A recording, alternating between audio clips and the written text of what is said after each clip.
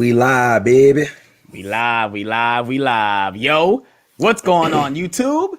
It's your boy Alex Thomas here, back with my two co-hosts for Nerd Talk. We got my boy Smooth J Stu, and we We aka my boy live, baby. Tyler, aka What's Mind of up, a Nerd. baby? We are here today with some great news titles, some great news stories to come out, and we also are doing our spoiler review for Marvel's Eternals today. I just saw it today, and we're not going to get into it because we're going to go on a tangent. Let's go ahead and get into these quick news stories. But I'm going to go ahead and if you guys haven't subscribed to Smooth J Stew, if you guys aren't following Mind of a Nerd on Instagram, just do that right now. Their links will be in the description below. These guys put out great reviews, great content on their preferred platforms to put their stuff out on. So yeah, I'm very excited to get into it. How are you guys doing today, yo? I'm doing good. I lost my voice, but I was, still excited to do this episode. Did my review for Eternals. If you haven't watched it yet, please go check that out after the stream. But yeah, I'm doing good, man. Ran some errands, came home, did my review, chilled for most of the day. So I'm doing good, man. How about you, Tyler? I'm chilling, man. I've been, school's been kicking my ass past couple weeks, and this weekend I've basically just been chilling. I got the Eternals review out early, so this weekend I've just been relaxing. And for those who don't know, obviously you guys don't know, but we've been watching through a lot of Disney movies the past 2 days. Yes. It's been fun. Sir. It's been very fun, very fun. Nice. Even if it's to my shocking revelation that most of them are not very good, but yeah, they get better. The early ones are not all that, but they get better. And I've been finding some underrated gems like Robin Hood and the Rescuers. I told you, man. I told you Robin Hood was a good one. For sure.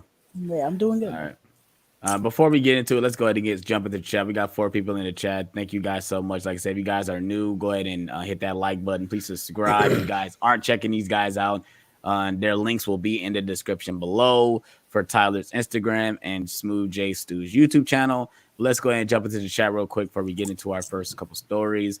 We got Luke Ponto in the building. He said, "What's up, my dude?" Ponto, what's going on? What's going on, Luke? We got Jared Runner in the chat. He says, "Howdy, y'all. What's going on, man? Let us know what movies you've been watching." He's been doing a lot of first-time watches, man. He has not seen a lot of movies, you guys. It's crazy. We got AJ Reacts in the building. Our buddy AJ is in the chat.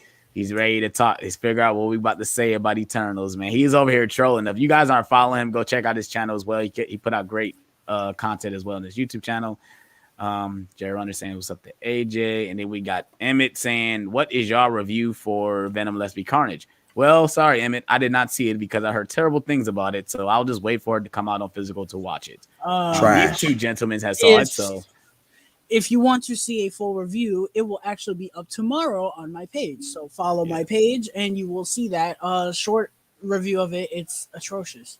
Yeah, please, yeah. If you want my review, great post-credit scene.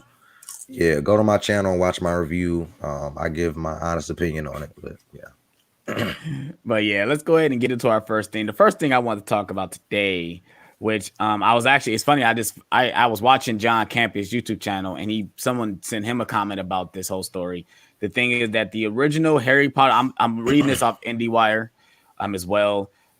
Is basically saying the original Harry Potter director wants to make the Cursed Child film with the original actors. Basically, he's saying they're the right age for them to do this now. And I think if he's right, I think he is right, because most people don't know that the Harry Potter movies take place in the 90s. They're not taking place in the 2000s. So if you want to be real, it does make sense because they are the right age, or at least they can make them to be the right age. They're almost the right age. Right. So if you want to give it a couple more years, okay. But I'm all for this, though. I'm all for this. A lot of, I think, I don't know who I was talking to Tyler and AJ, but Chris Columbus don't have a large track record even after the first couple Harry Potter films. He's produced a lot of stuff, but he hasn't directed a lot of good stuff. I think he did. The first Percy Jackson movie was okay. And did he do Jumanji, or was that Joe Johnston? That was no, he didn't do. Talking about the original Jumanji. Yeah. No, that was Joe Johnson. Yeah. That was Joe Johnston. Okay. Yeah. So, what are your guys' thoughts on this, man? I mean, I'm intrigued, man, for real. Like, I think Warner Brothers, they already got the rights for it. They got the rights immediately to sign off to do a movie right when Yeah. J.K. Rowling made the book. So, what are you guys' Smart thoughts on move. this, real quick? So, I love Harry Potter. Alex loves it more than me, but I love it. I am. I've basically lost a bit of fandom after seeing how they've treated the franchise since Deathly Hallows Part 2. Now, I like the first Fantastic Beasts a lot. It's not the best, but it's good. And Crimes of Grindelwald is not good at all. And it really just scared the shit out of me. And as much as it makes sense when you say Chris Columbus wants to direct it. But if I'm going to be honest, the first movie and second movie are good, but they're probably not they don't compare when you look at movies like Order of the Phoenix, Goblet of Fire, Deathly Hallows Part 2, and Yeah. I don't blame Fantastic Beasts on David Yates. I blame it on She Who Will Not Be Named, who I've lost all respect for. And if she's not involved, give it to me.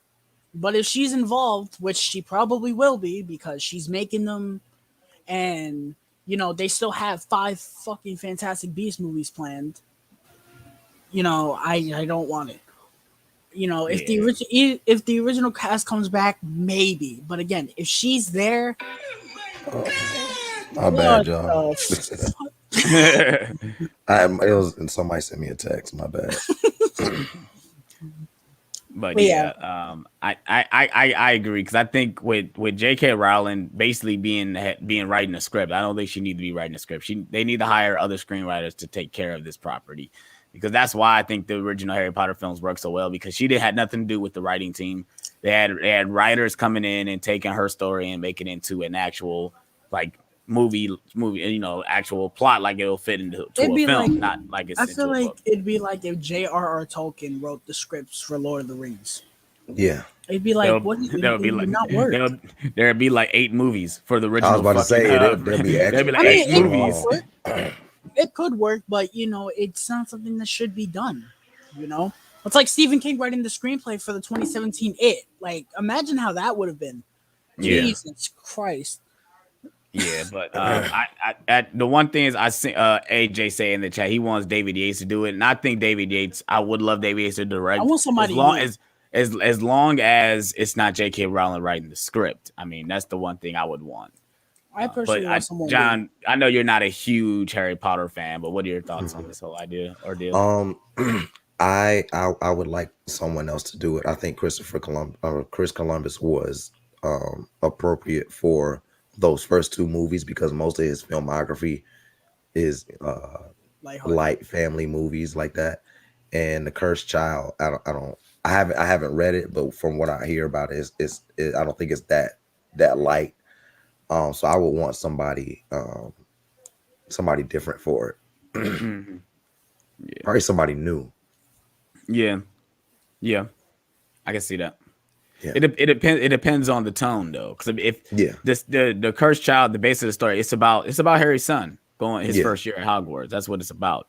So if it's going to that angle, or they want to take it serious, they do want to make it lighthearted like the first Harry Potter film, I'll be all for Christopher Columbus directing. Yeah, from what I hear, it's not quite that light. Is that accurate? Yeah, I think so. Yeah. Like I said, I haven't read it, but the book is basically like this the play. Yeah. Like the way the book is written. It's not an actual book. But I heard there's some not so great things in that play. Yeah, I heard that too, as well. But I mean, they could always flip it around, change it up, and who knows if J.K. Rowling might go in and rewrite some stuff, or like I said, they hire some new writers. They might go in and make it more cinematic than how the play is. So, but yeah, we got any final thoughts on this quick news story? No, nope. I'm kind of, to be honest, if this never happened and if Fantastic Beasts got canceled or something, I would not blink an eye, to be honest with you. I'm kind of, Same. I kind of feel this Harry Pottered out. The same way I feel about this is the same way I felt when I walked out of Rise of Skywalker. I was like, I don't want to see another Star Wars movie for like the next 10, 15 years.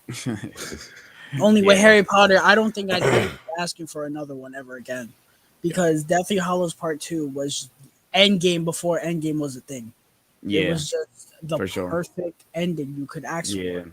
for sure, for You sure. know, But yeah, and that's I guess that's all we have to say about that news. I just wanted to talk about it because obviously I'm a huge Harry Potter fan, and it's just that news, that article intrigued the hell out of me. I had to read more into it, but obviously he really thought about it. It's the 20th anniversary of the first Harry Potter film, probably in his feelings, and he's probably reading The Cursed Child. Like, I would love to direct this, so yeah. On to the next quick news story. My buddy Tyler. I know I didn't make a Dune review. My buddy Tyler just wanted to talk about Dune real quick. I know John has a review on his channel. If you guys haven't checked it out, just go ahead and check out his review. But me and Tyler, we watched it together actually. So I watched it once, and then me and Tyler watched it again, and we literally bumped our score up a whole number after watching it the second time. I really enjoyed Dune. Dune was a pleasant surprise that second watch. I really enjoyed it. Like, yeah, it's really good. so the first time I watched it, I was like, that was really good. I gave it a 3.5. I was like, that was really good, but I don't really see why it's so special. Then Alex watched it. What would you give it? You gave it what, a 3.5 too? I gave it a 3.5. Yeah. So then we both watched it, and mind you, when I watched it the first time, I watched it at my dad's house on a regular HD TV. It's not the biggest thing in the world, and I liked it fine. I came here and watched it on my 4K TV here, and it was we just, when this movie ended, we were like, that was incredible. And now my score sits at a 4.5. I still don't think it's perfect, but I will say it is one of the best of the year, and it's genuinely great. And I'm glad Warner Brothers is going through with part 2 because it deserves it. Absolutely, Yeah, absolutely. for sure. Yeah, I feel the same way. That film was just it was so well crafted for a part 1, because if they didn't get a part 2, my score probably would go down. But because I know that we're getting a part 2, like it's a nearly perfect part 1. It completely sets up the world and makes you eager for part 2. Right. And I feel the same way Tyler did. By the time that movie ended, I was like, wow, that was definitely some epic sci-fi cinema. Yes. The score. I know we talk about Timothy Chalamet's acting, but I come around to it. Like, maybe that's just the way his character is. That's why he acts that way. Like, that's what I was talking to Tyler about yesterday.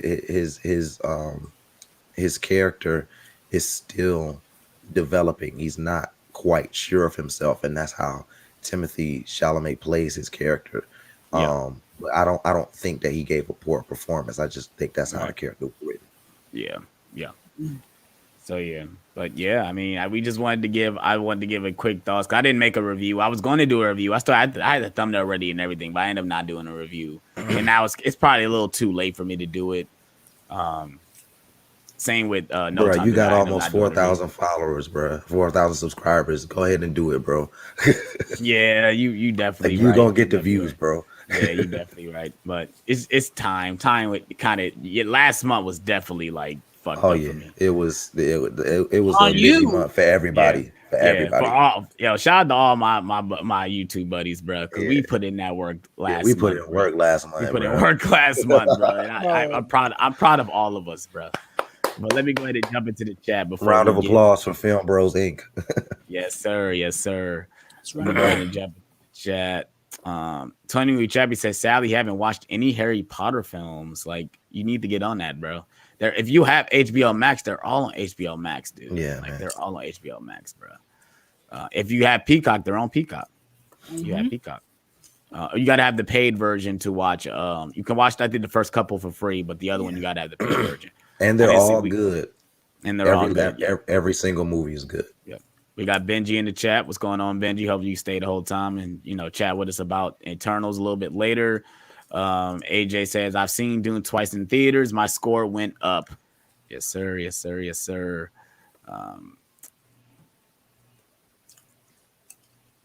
got Jagoda Blue in the chat saying, what's up, everybody? What's going on? What's going on, man? We got Luke Ponto say he gave it a 4.5 out of 5 for Dune. Awesome. Jerry Runner says he haven't seen Dune yet. We got Alec Paper saying subbing to John right now. Awesome. Appreciate you. Tony Movie Chavez says I only seen Dune once in the theater and I gave it an 8 out of 10. I'm excited for part 2. That's awesome. We got Jagoda Blue saying I bought it but haven't watched it yet. We'll make time this week. I've heard good things about it. Are you talking about the original Dune, right? You're not talking about the new one because that's not even out yet. AJ said doing fantastic, and then Luke says that it was visually stunning. Yes, sir. I'm so ready to watch that in 4K. Yes. It's not even funny. But yeah. Tony Movie Chappie just like moved us over. He said, "What do you guys think about the Morbius trailer?" We got Mama Blu-ray in the chat. Says even on. Thank you, Mama Blu-ray, for checking us out. Mama If you guys Blu-ray. know, that's Movies and Stu's mom. She is awesome, man. Just for her name being Mama Blu-ray. Well, since like I said, we're going on to the next news story, and that's the Morbius 2 trailer. If you guys haven't seen my trailer reaction, go check that out as well. It showed today at it showed in front of internals, and I kind of liked it the second time watching it on the big screen. I'm not even gonna lie. But what are you guys' thoughts on the trailer, bruh? So this is a movie that when the teaser trailer came out, first of all, when it was announced, I started shitting myself because I'm not a fan of these Sony movies, even though first Venom is fun, second Venom is not. And we have a Kraven the Hunter movie coming with who's playing him? Aaron Taylor Johnson. Aaron Taylor Johnson. Yep. So stupid.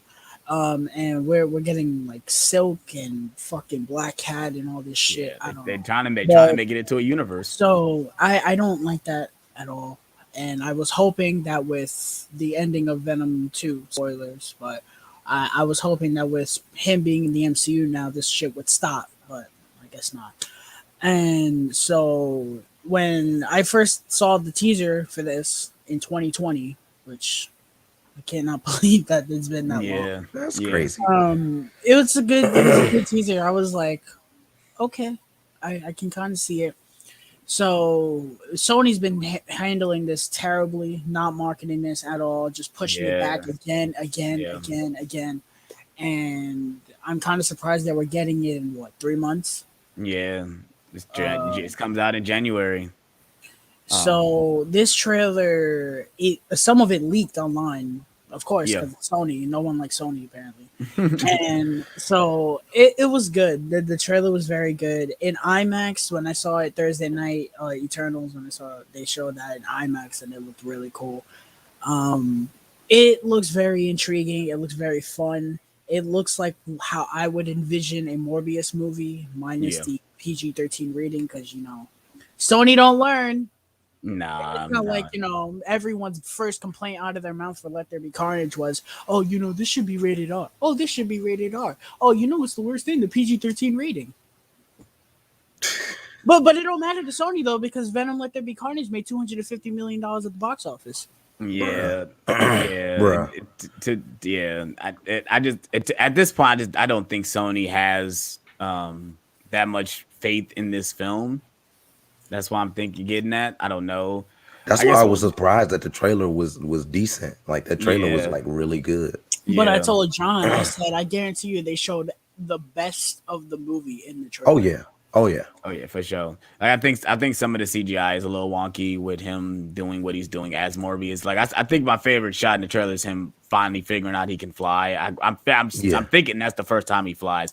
Like I was like, okay, that's pretty cool. And then obviously he's gonna get better with him flying. Like the shot where you see is that he's flying and he has purple behind him. Like, oh, Tyler's gonna love that. I'm like, I'm very intrigued to see what they do with him as his character. Now, I also questioned that too. Like, is he a part of the MCU? Because they show Michael Keaton again in this trailer. We don't know. Like, they show different things from different Spider-Man universes. At this point, if anything, Marvel or DC comes out, I just assume it's all connected because they're doing the multiverse in both universes. So I just assume it's all connected. In regards to Morbius, and we're going to talk about it in a second. If a certain someone does not show up in the post-credit scene, and if you've seen Eternals, you know who I'm talking about. If he does not show up in the post-credit scene, Sony has drastically fucked up. Oh yeah. Oh but yeah. That's why I'm Talk thinking about dropping the ball. That's why I think he's gonna be a part of the MCU. I think he's gonna be part of the MCU for that reason. We'll get to it later, but I'm intrigued. I want to see exactly how they do everything. So I mean, like I said, the only thing I can say, I'm interested. Yeah, definitely interested. But yeah, got any more thoughts? Like I said, I thought the trailer was good. Tyler's cat. It was nothing mind blowing. That's the thing. Like it didn't have me like no, my jaw wasn't on the ground or anything like that. So it was just a good trailer. And everyone's saying, oh, it comes out in January. Might that be good? Movies got pushed back, so that's probably why. I figured January wasn't the initial release date. We're dealing with COVID time, so shit, who knows? Every now and then we get a good one in that season, in that January February season. Last year we got Bad Boys for Life. Bad Boys. The year before that, or not the year before that, but in 2017 we got Get Out in February. And February is not a good month for movies either. Right. So we got Invisible Man last year too. Invisible Man. So every now and then we'll get one. So yeah, okay, cool. But you guys got any more thoughts on the trailer? I'm hoping it's better than Venom. Yeah, for sure. If it's at least as good as the first Venom, I'll be satisfied. Yeah. That's the thing too. Is like I know we're doing they want to give all these villains these highlights and stuff, but it's like, is these villains really that interesting to give them their own movie? I don't think so. No, nobody asked for a Morbius movie. I don't think so. Nobody asked for a Morbius movie. The one thing I will say that I think you're doing right is from the trailer, it doesn't look like there's any main antagonist. And I like that. Yeah, it looks like the main antagonist is the cops, which again I like that because it's the system going after him. That's what the one thing I always wanted for a Venom movie was it to be focused on him only. But no, instead we gotta have fucking Riot in the first one because he's gotta have a villain, and then fucking and Let There Be Carnage. They wanted to throw in Carnage because hey, it's Carnage. People like Carnage. Right. That's why they think about this. They're thinking about getting the butts in the seats before actually giving us a decent story first. They think about what sells, and it's all show business, but also you should care about your craft at the same time. But then that's how you make more money. You make more money by getting people in the seats by making good movies. You have people like us that when we see the trailer for Let There Be Carnage, we're not impressed in the slightest. Yeah. What I was saying was, the CGI is unfinished. Oh, that looks stupid. What happened when I walked out? CGI was unfinished. The movie was boring, and it was. You know what? Tomorrow, bro. Tomorrow on my page. Tomorrow. 10 a.m. on the dot. We got Luke Ponta say, I didn't watch the trailer for Morbius, trying to stay clear. Yeah, you can stay clear from this one. This is, like I said, what John told you yesterday. This is not Spider-Man. So you can stay clear. If it was Spider-Man, I would say go ahead and watch it because that's going to be hard to avoid. But because it's Morbius, ain't nobody think about you Morbius. When that Spider-Man No Way Home 2 trailer come out, you're going to be seeing it all over the internet. So you might as well just watch it. It's not going to stop.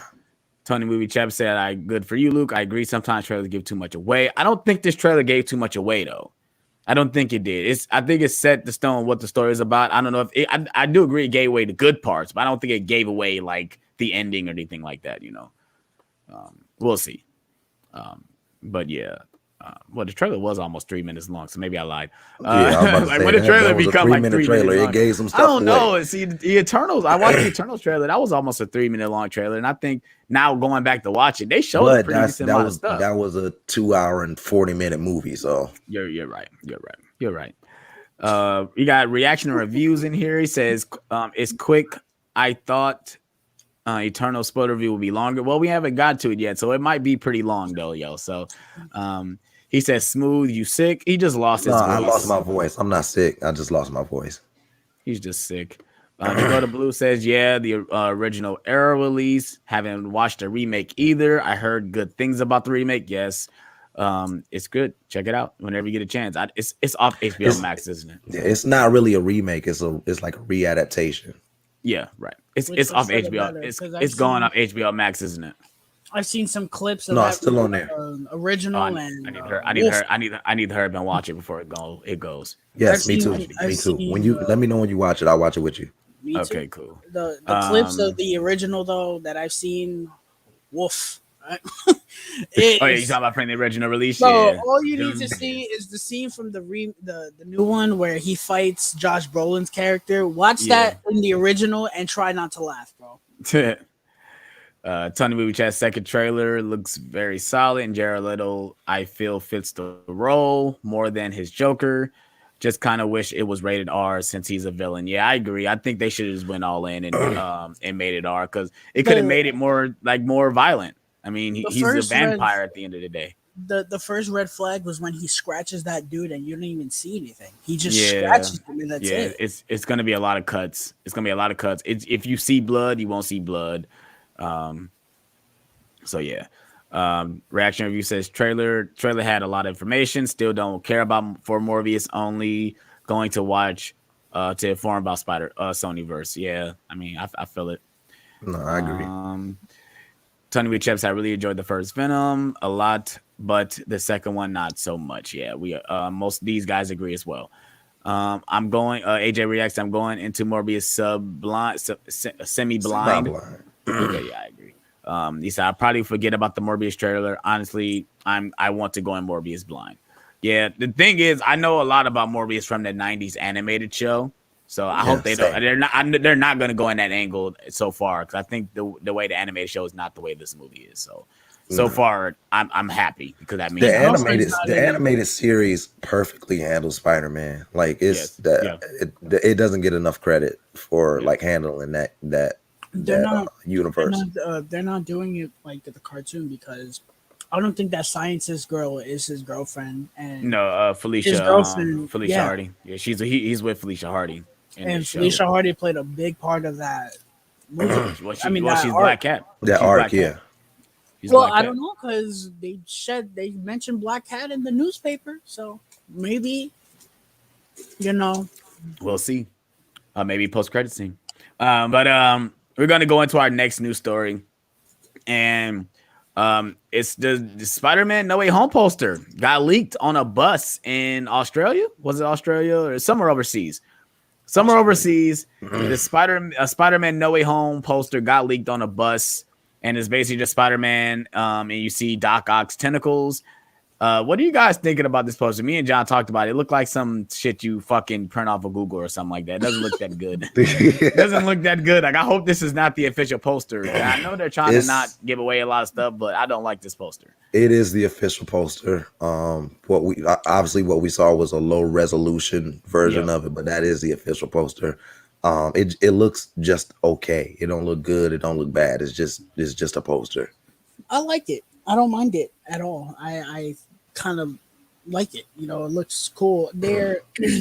One thing I asked my friends was, are they making Doc Ock the main villain? Because he has been the front center of this marketing.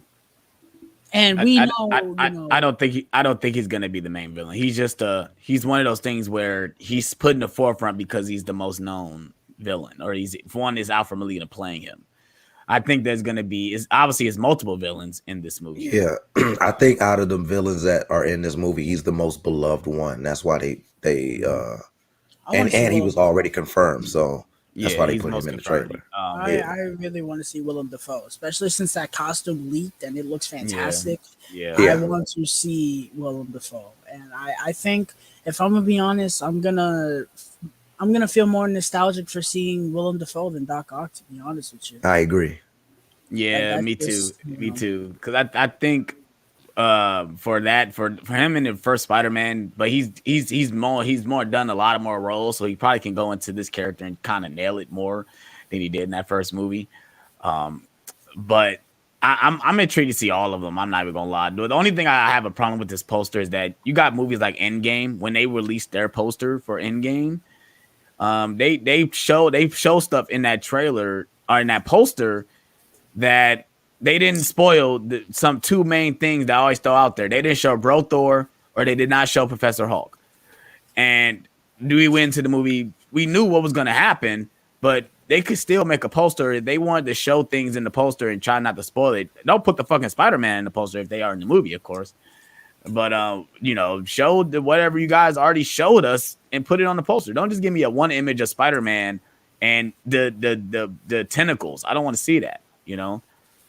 But I know a lot of people don't like busy posters either, though. A lot of people don't like all the faces and all the people in the posters either. Yeah. So maybe I'm just a minority in that end. So I like those type of posters. I do. What was I gonna say? The next 2 weeks will be very telling because Yeah. this week I think we're gonna be quiet. The next week, before Ghostbusters, what? The cat. Oh my goodness, Tyler's Why do you cat. want to play that, bro? It's a she want to be a part of the stream. That's what it is. She want to be a part of the stream. But we're gonna get a trailer next week. I think. Yeah, I think they're Ghostbusters. they're gonna give us a week for Eternals. They want Eternals to get this week. Yeah. It's the hype is about Eternals, and then next week, Ghostbusters, Sony. We're getting some marketing for Spider-Man soon, for sure. It At could least be this week. It Thanksgiving, could be that next week, or at least the week before Thanksgiving, we'll be getting some It information. could be this week only because of the fact that when Infinity War came out, the next Tuesday after that, they dropped the second trailer for Ant-Man and the Wasp. Yeah. So maybe they could drop it within the next 2 days. And if they do, then I'm down. Give it to me. Yeah, the thing is that these movies are so close in range, and they can't market both. That's the thing. Like you kind of outshine one. People are going to be more excited for Spider-Man than Eternal, so that's why the marketing is like this. Also, they don't want to spoil anything, even though all these leaks has been coming out. I think Tyler said earlier that somebody leaked a part of the Spider-Man trailer. I'm like, oh, they need to release it because somebody will fucking get a copy of it and do a terrible, render of it, and that's what they did for the first trailer. Like most people were seeing the trailer that they released and it was like unedited and it wasn't finalized like what we got. So I saw that version. I couldn't wait, bro. I was on Twitter. I was like, it leaked. What? Now I saw it and I was like, yeah. I'm okay now. But yeah, heading into the chat, we got reaction review says overseas are pro leakers. That they are. Yes, they are. Yes. For sure. Tony Movie Chat says 90 Spider-Man is cartoon is my favorite, even like Spectacular Spider-Man as well. I love the 90s Spider-Man. I had to get a bootleg copy on Blu-ray because I needed to own it physically. And this was before Disney Plus though, so not knowing they was going to put it on Disney Plus, I still bought it physically. This was like 2 years before Disney Plus. Yep. Lupondo say he likes the poster, and I do agree, John. I do agree that's probably the official poster, even though I don't like it. We got Dilated Entertainment in here. It says late but good to see some movie talk going. Yes, sir. Luke Ponto says I'm very excited for Ghostbusters Afterlife. Saw the trailer in front of Eternals. I didn't get, it's crazy. I didn't get that trailer, and I was a little late though. But I didn't get the Batman. I didn't get Matrix, and I didn't get Spider-Man, and I was so fucking pissed.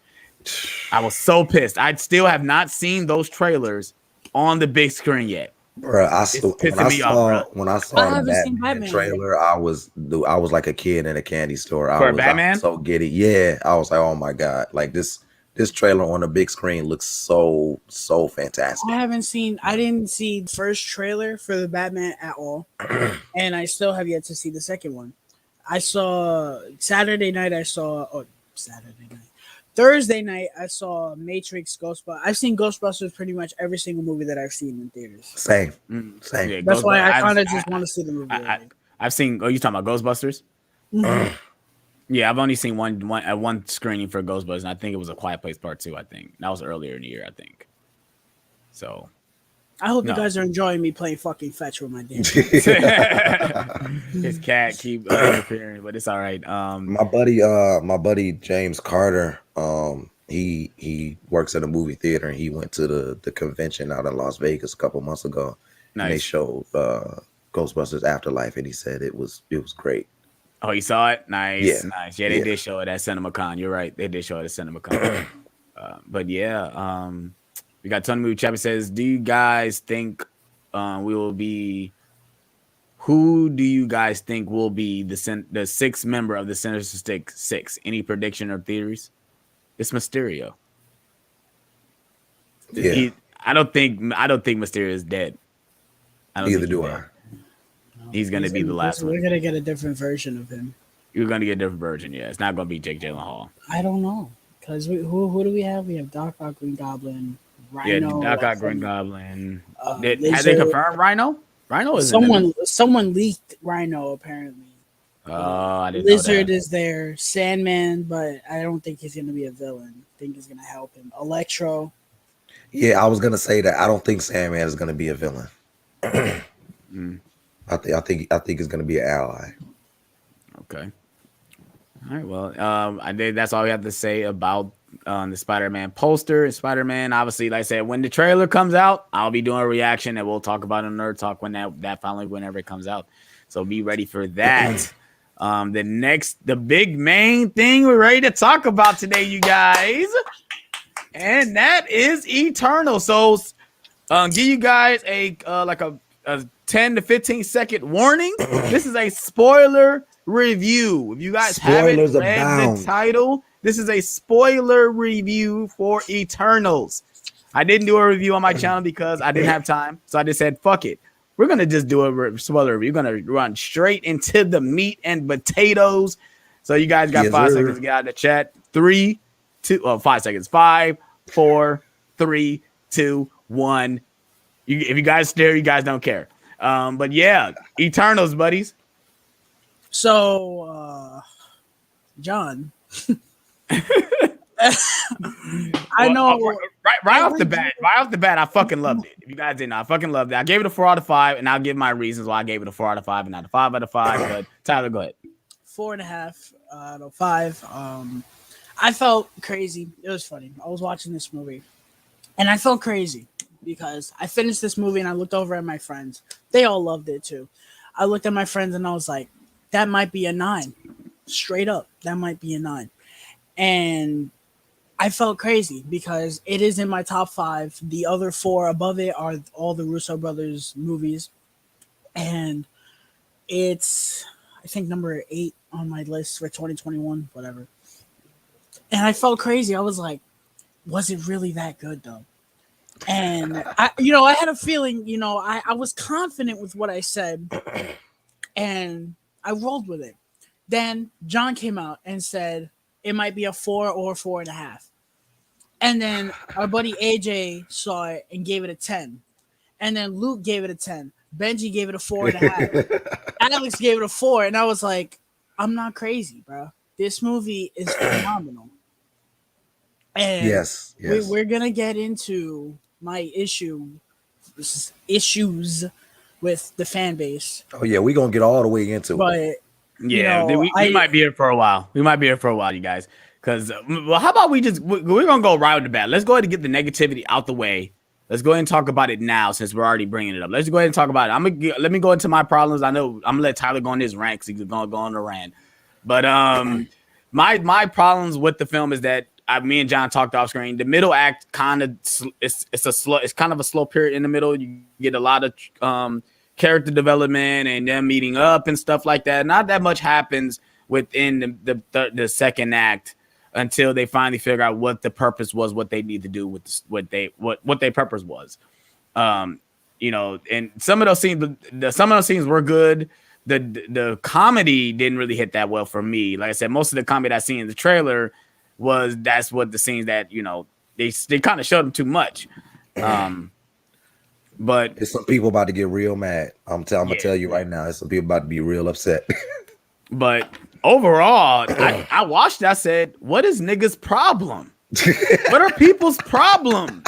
Why are they not liking this movie? Like, I'm sorry. Like, I don't want to. Like, I'm sorry. But, like, I don't want to start calling people out. But why? Why do you guys don't like this movie? Why? For one, it's not a traditional Marvel film.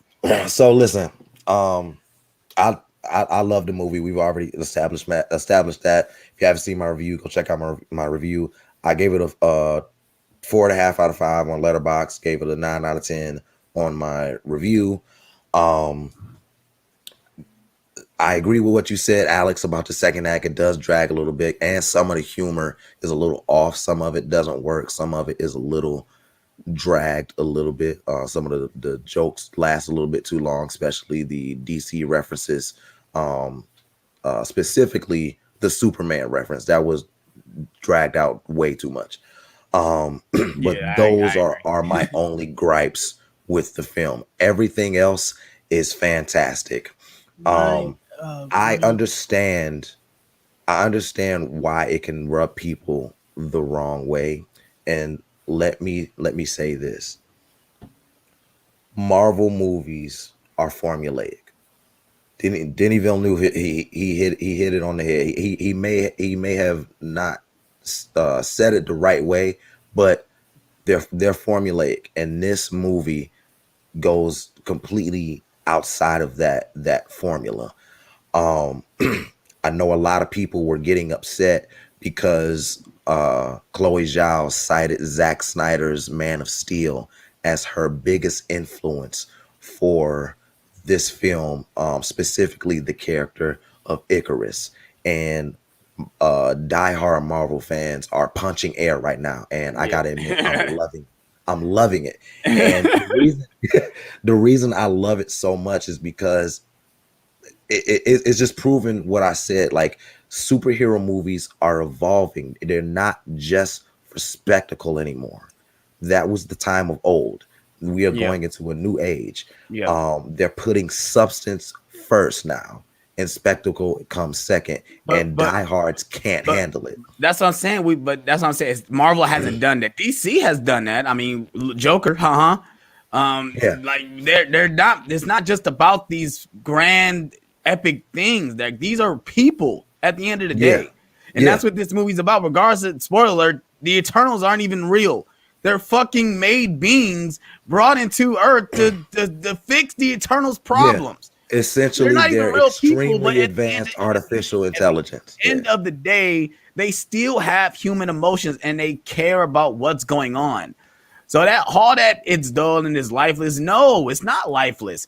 okay, okay. Sprite has some of the best emotion in the movie because she can't be a person. Right. She can't grow up. She's She can't always grow a up. kid. She's 7,000 years old, but she's still a kid. I'm gonna get the reaction and reviews. He says, all of y'all tripping. This is the worst MCU movie ever. I want you to give me specific reasons why you think it is the worst MCU movie ever. I need very specific, detailed reasons. You can Because list them all you want because we're gonna be here for quite a bit. oh yeah, Yeah, we're gonna for be sure. here quite a while. I'm For sure. telling you, people For gonna sure. get mad So- tonight, so- and I'm here for it. Go ahead, Tyler. Go ahead, Tyler. So I let them go off because they're gonna go off. This is now it's my turn. When this movie ended, I put out a simple quote on my Instagram, and I put that same quote on my letterbox, and I stand by that. Yeah. You can put that on my headstone. I don't give a shit.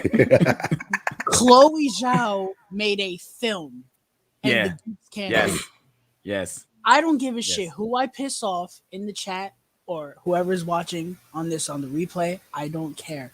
I don't care who I second piss off on my Instagram because I know, second that. even though they don't say it, there's geeks on my Instagram that hate me because of who I am. I don't give a shit. Okay? This movie was incredible. It was fantastic. And it's a breath of fresh air that we Yes. have not That's gotten. the exact same thing I said in my letterbox. We have not gotten a breath of fresh air like this since maybe 2018. Yeah, since Infinity Because- War. Because, well, Endgame too. But, Endgame. Yeah. but, Infinity War and Endgame, they go together. Right. Whatever. But Yeah. you look at Ant-Man and the Wasp, Captain Marvel, Far From Home, even though I love it, Yeah. it And still Black Widow. follows that formula. And Black Yes. fucking Yes. Widow. Yes. These same people that said Black Widow was dull, it was lackluster, it was a waste of time, it should have came out in 2016, which is true, and all these other things are now the same idiots that are saying, oh, Eternals is at the bottom of my list. Oh, this movie stinks. Oh, this is an indie film only for indie darlings. Okay. What's wrong with that? Newsflash, I hate to break it to you, 90% of indie movies are better than your favorite blockbusters. Go Yes, for fuck sure. yourself. For sure.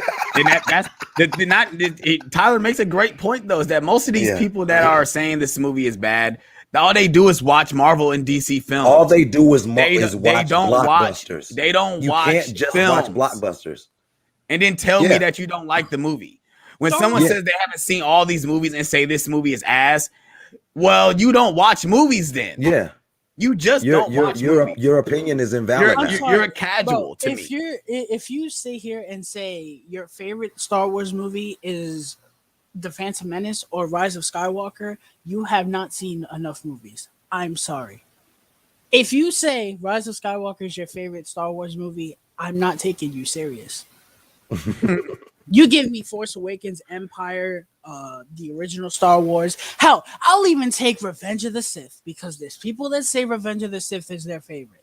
I'll take that. But if you give me Rise of fucking Skywalker, you're bugging. Okay? And if Reaction, why? You say it's the worst. Why? You've already established that. And if you're gonna sit here and for say sure. that it's below movies like Captain Marvel, Thor the Dark World, Iron Man 2, Ant-Man and the Wasp. Yeah, this movie is better than all those. Thor. This movie is top 10.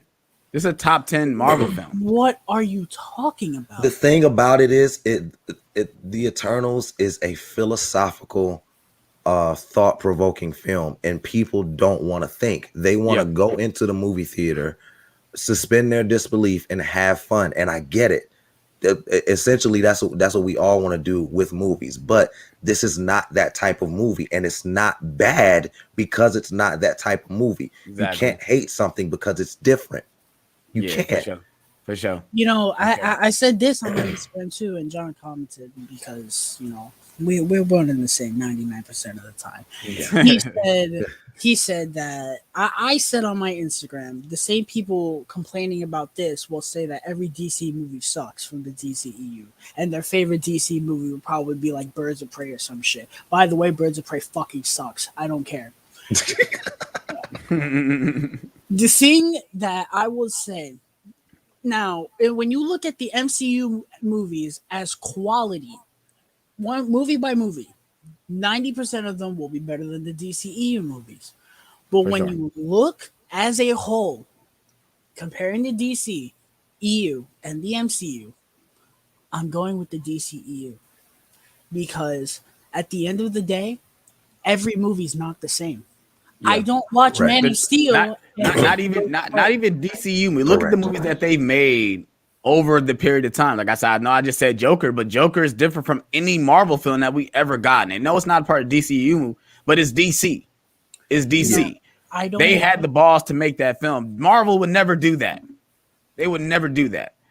But like for them to give us this, we got to it. Eternals is the closest we got to them doing that. This, we need to be applauding them because they took a big risk. Ago, we would never get this.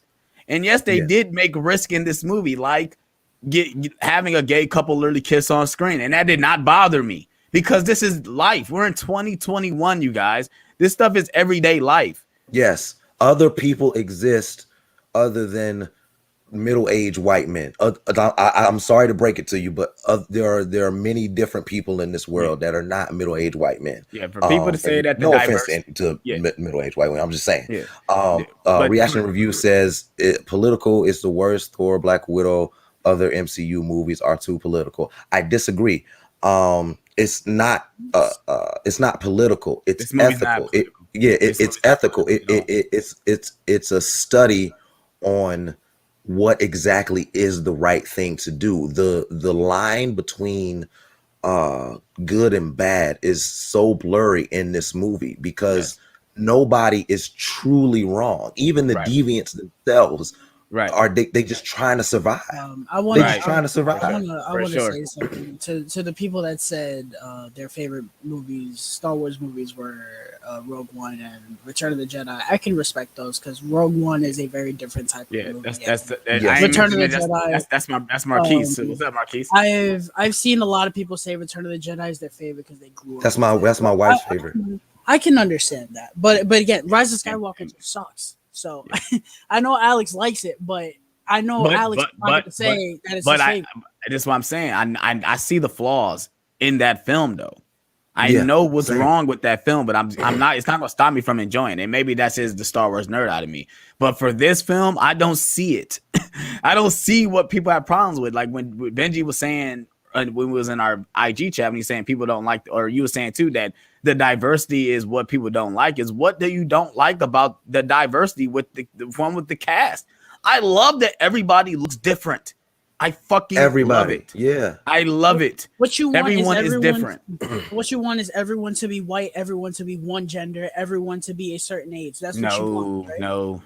That's what Because you want. You don't want. if anything, this movie depictions so many different, people's backgrounds, their religions, all that stuff. Yeah. This movie does it. Yeah. And we all do that not stuff. get Yeah. that. All that stuff y'all said. So like, people don't like it because it's got brown people in it. People don't like it because it's got gay people in it. People don't like it because the women lead the Eternals. Yes. A woman has The a woman leads the Eternals, then she Yes. dies, and then her successor is another woman. People Yes. hate it, and I love it. Yeah. Meanwhile, Yeah. these are the same geeks that say Wonder Woman is their favorite DCE movie. I don't Make it make sense. understand. I don't Make it make understand. sense. What I saw people. I'm not calling people out because I'd rather not get Alex into heated arguments with. I don't care, but I've seen people say, "Oh, the script is deplorable. It should be rewritten." What? No.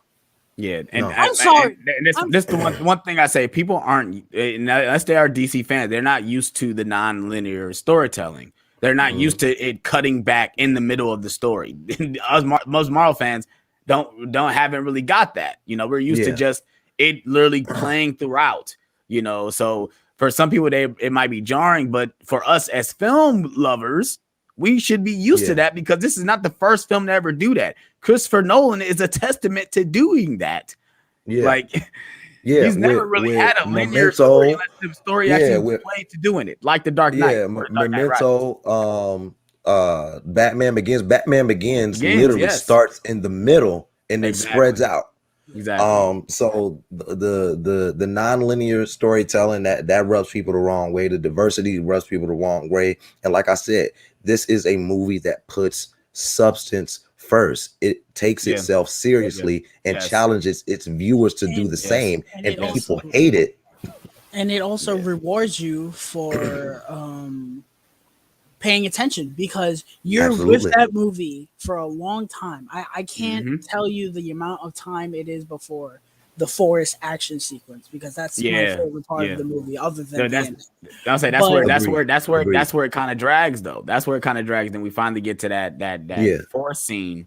But even those slow parts, I was still interested in the film. I was into characters. I was ready to learn their backstories. I was interested in when they went back into and that's why the second act drags because you have to get to know these people. There are a lot of people in this cast. There's like eight Eternals, right? Something like that. So 10. I think okay. So they gotta round everybody up. And might be their arcs. My favorite one though, like that's kind of like Septon, the one that controls minds. I loved his performance.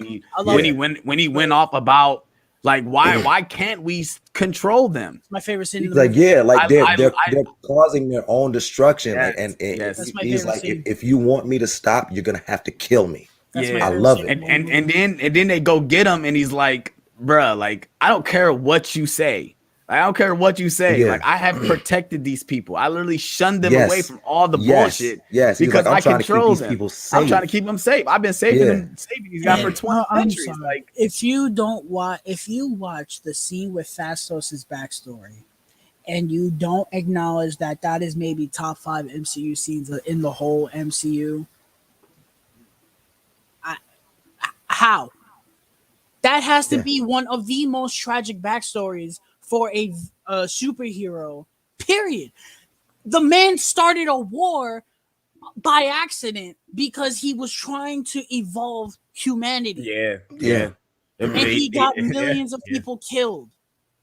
And now you're seeing the results of that. If you did not at least tear up in the slightest for that, or at least feel it. Yeah, you felt it. I'm not one to, start crying and shit. But I felt that shit. Absolutely. Absolutely. That's terrible. And I love that shit. Most of these characters have tragedy behind them. Yes, all of them have tragedy. That is what makes them great. And Angelina Jolie's character is literally going through it throughout this entire movie. She's like literally trying to keep her head straight while also trying to help her friends just figure out what's going on.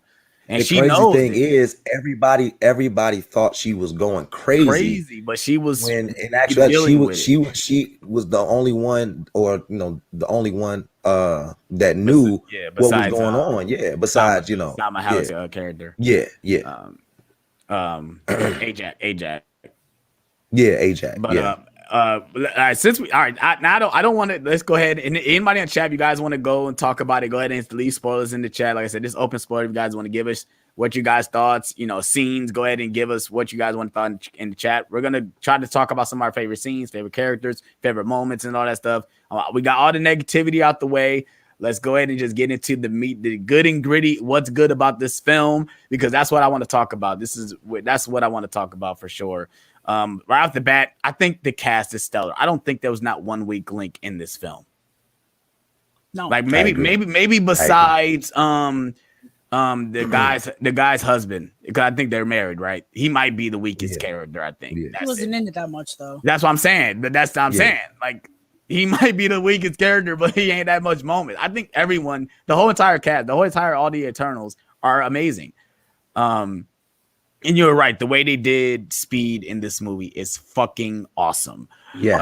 I'm so glad I can fucking talk about awesome. Oh my God, I'm so glad I can talk about it now, bro. Fucking awesome, bro. In IMAX, this movie was incredible, bro. The way she was dogging Icarus, bro. Icarus, I was losing my mind, bro. I said, let's go. I love that. If DC's not going to match that, because we know they don't care, and we know that they're not going to give us a proper version of how the Flash should be running. Even though even in Zack Snyder's Justice League, I didn't really love it that much, But that was Speed Force done perfectly, and I want to see my boy Speed. I want to see Quicksilver. If we ever get another Quicksilver back in the MCU, give me all the speedsters now, if that is what it's going to be like. For sure. Because it was perfect. Yeah, I loved it, man. I love all their abilities. I thought they were all awesome, man. Like I said, yes, I do agree with you, John, that the Superman thing just kept being too much. So Superman, people saying Superman exists. No, he doesn't. He's a character in the film. As a fictional character, I don't think he's a fictional character. He's a fictional character somebody created in the Marvel universe. That's why everybody saying he's like Superman, because technically Superman, he has a Superman's abilities. Besides, he doesn't do frost. He doesn't have frost breath and none of that stuff. He just shoot lasers out of his eyes. He can fly. But I do see the comparisons between like Zack Snyder's Man of Steel between this by his character, because he does in sort of way you like kind of put them next to each other. They kind of do look like as they're flying and fighting and stuff. Yeah. He just doesn't have a cape. I do love that line he says. And Richard Madden. Yeah, and I don't wear a cape. Right. Don't wear a cape. And Richard Madden has a screen presence that is immediately when you see him, like he that nigga, like he really that dude. When he shows up when the DBs come back and he just comes out of nowhere, he just walks out like, I'm that nigga. What's up? Yeah, exactly. Like literally just come out like, what's up? I'm that nigga, bro. But I loved his backstory too, though. Like he's been, as we learn, like I said, this is spoilers, but he been holding in, knowing about the emergence this whole time, and he has not been able to tell any of the other Eternals about it. He's known all this time, and it's kind of heartbreaking that he had to kill Ajax just because she wanted to stop it. Because she, over time, they've been on Earth so long that they love us humans. They seen us progress. They seen us be good. So they want to continue to do that. And why take us away when we're not doing anything wrong? Like, and I love that they tied in the snap. Was like, think about it. Thanos snapped half the universe, but us humans, we all came together and brought everybody back. Yeah, like it took two humans, Tony Stark and Captain America, bruh, two mortals to do this shit. Yeah, they had other beings, but at the end of the day, it was humans first, bro. They the one wanted to stop it and bring it back together. So I love that. I got a little thing for Salma Hayek, so I wanted to see more of her on screen. I was kind of upset that she actually died, and I was like, damn. Surprising. So I was like, I remember y'all telling me like, oh, it's non-linear. So we're gonna, the scene that we see in the trailer with her on the horse, I'm like, it's got to be a flashback. That's got to be like a flashback or something. And I'm like, damn, I was upset when she was gone. I'm like, fuck.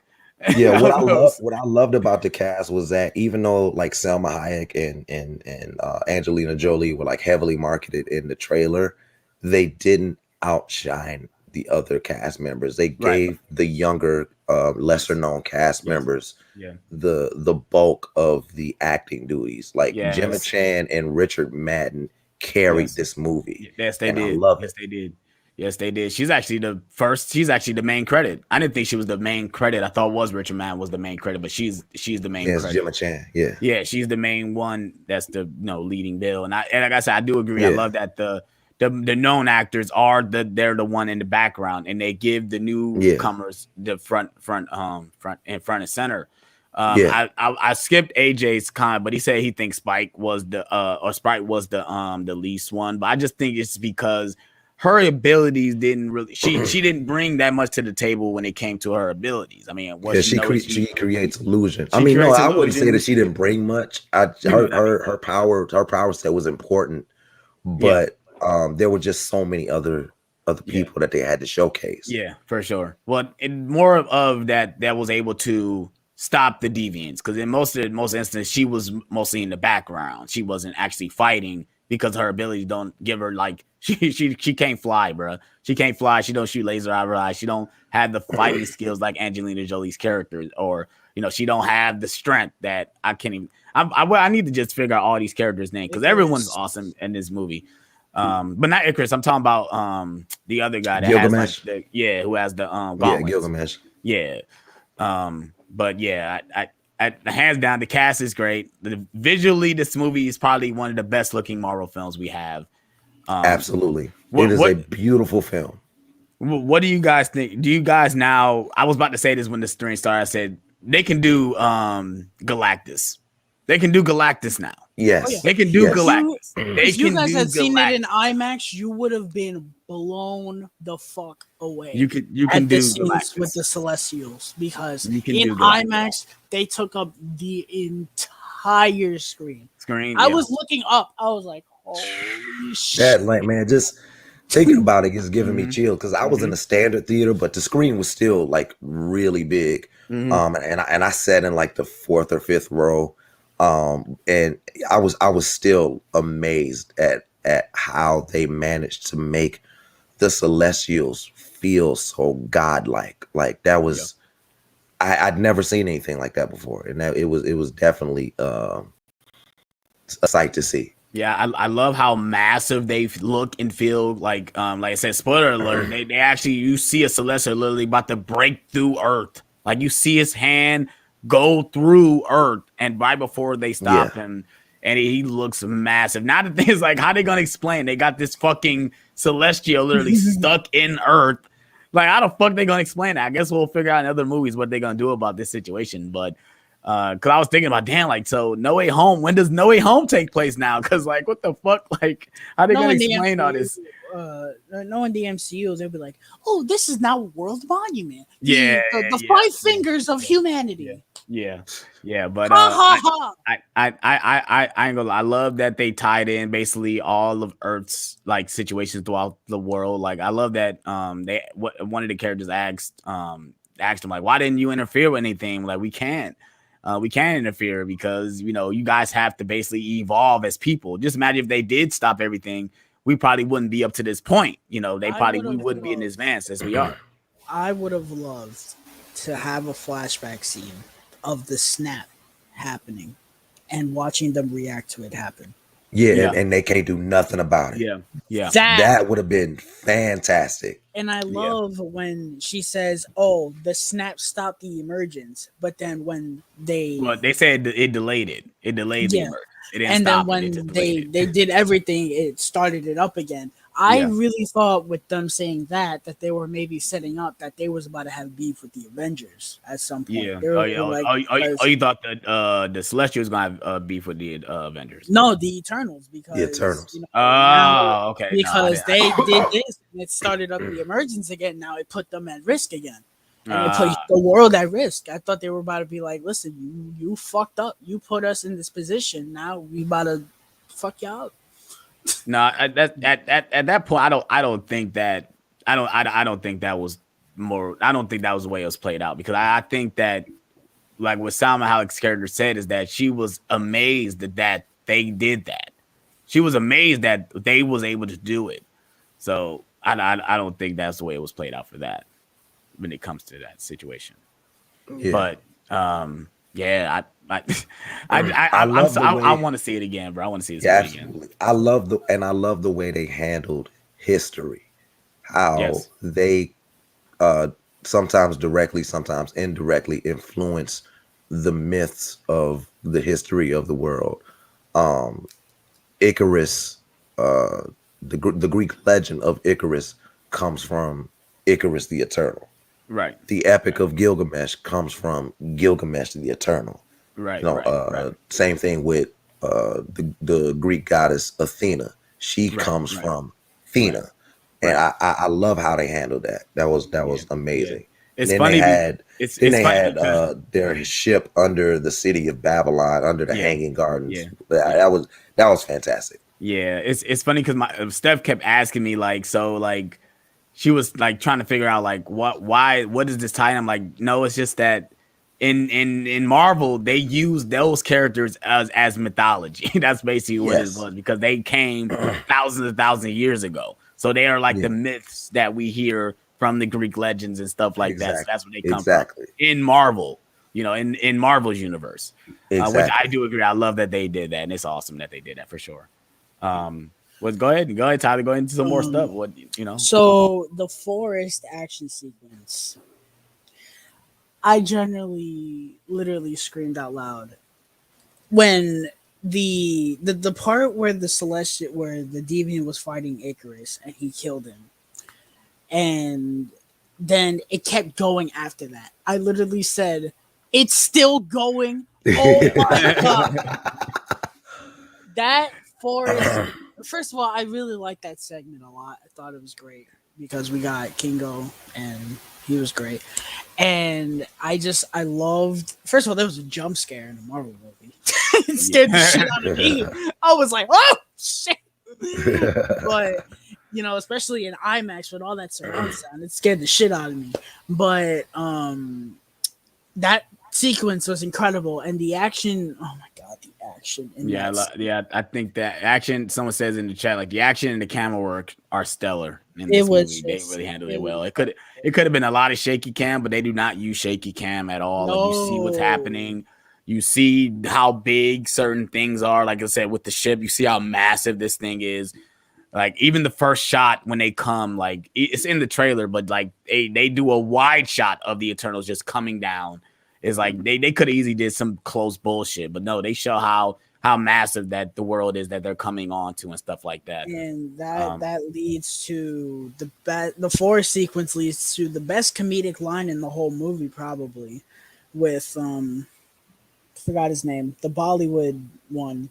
Yo, I was just about to ask you guys, what do you guys thought about that? I thought it was fucking hilarious that he said he was an actor. He said he's playing his great grandfather, his grandfather, his dad, his and his father, him now him. That was good. I'm gonna pull up the characters because I feel personally bad not saying not saying their names. Yeah, for sure. Yeah, it's Kingo. Kingo was great. I think somebody said that's his. Nanjiani. I'm sorry if I mispronounce his name. He's been in since I know his voice, bro. No, I know exactly who he voiced, bro. He plays a voice in The Walking Dead, bro, for the second season of the Telltale game, bro. He plays a character in Telltale Walking Dead season. I knew his voice, and I'm like, I played a game. His voice was in there. He plays one of the characters that he lost his arm, and he literally gets killed by the bad guy in that show. He literally get pushed off a building, but that's where I know him from. My bad. Kingo's assistant. Now, first of all, how did y'all feel about Kingo's assistant? I felt like that went on too long. For the most part, I liked him. Yeah. Is that what you guys were talking about with the Trevor shit? Yeah. Like, that's what you guys, I figured that. Once I see him, like, oh, he's going to be the Trevor character. Oh, shit. Oh, shit.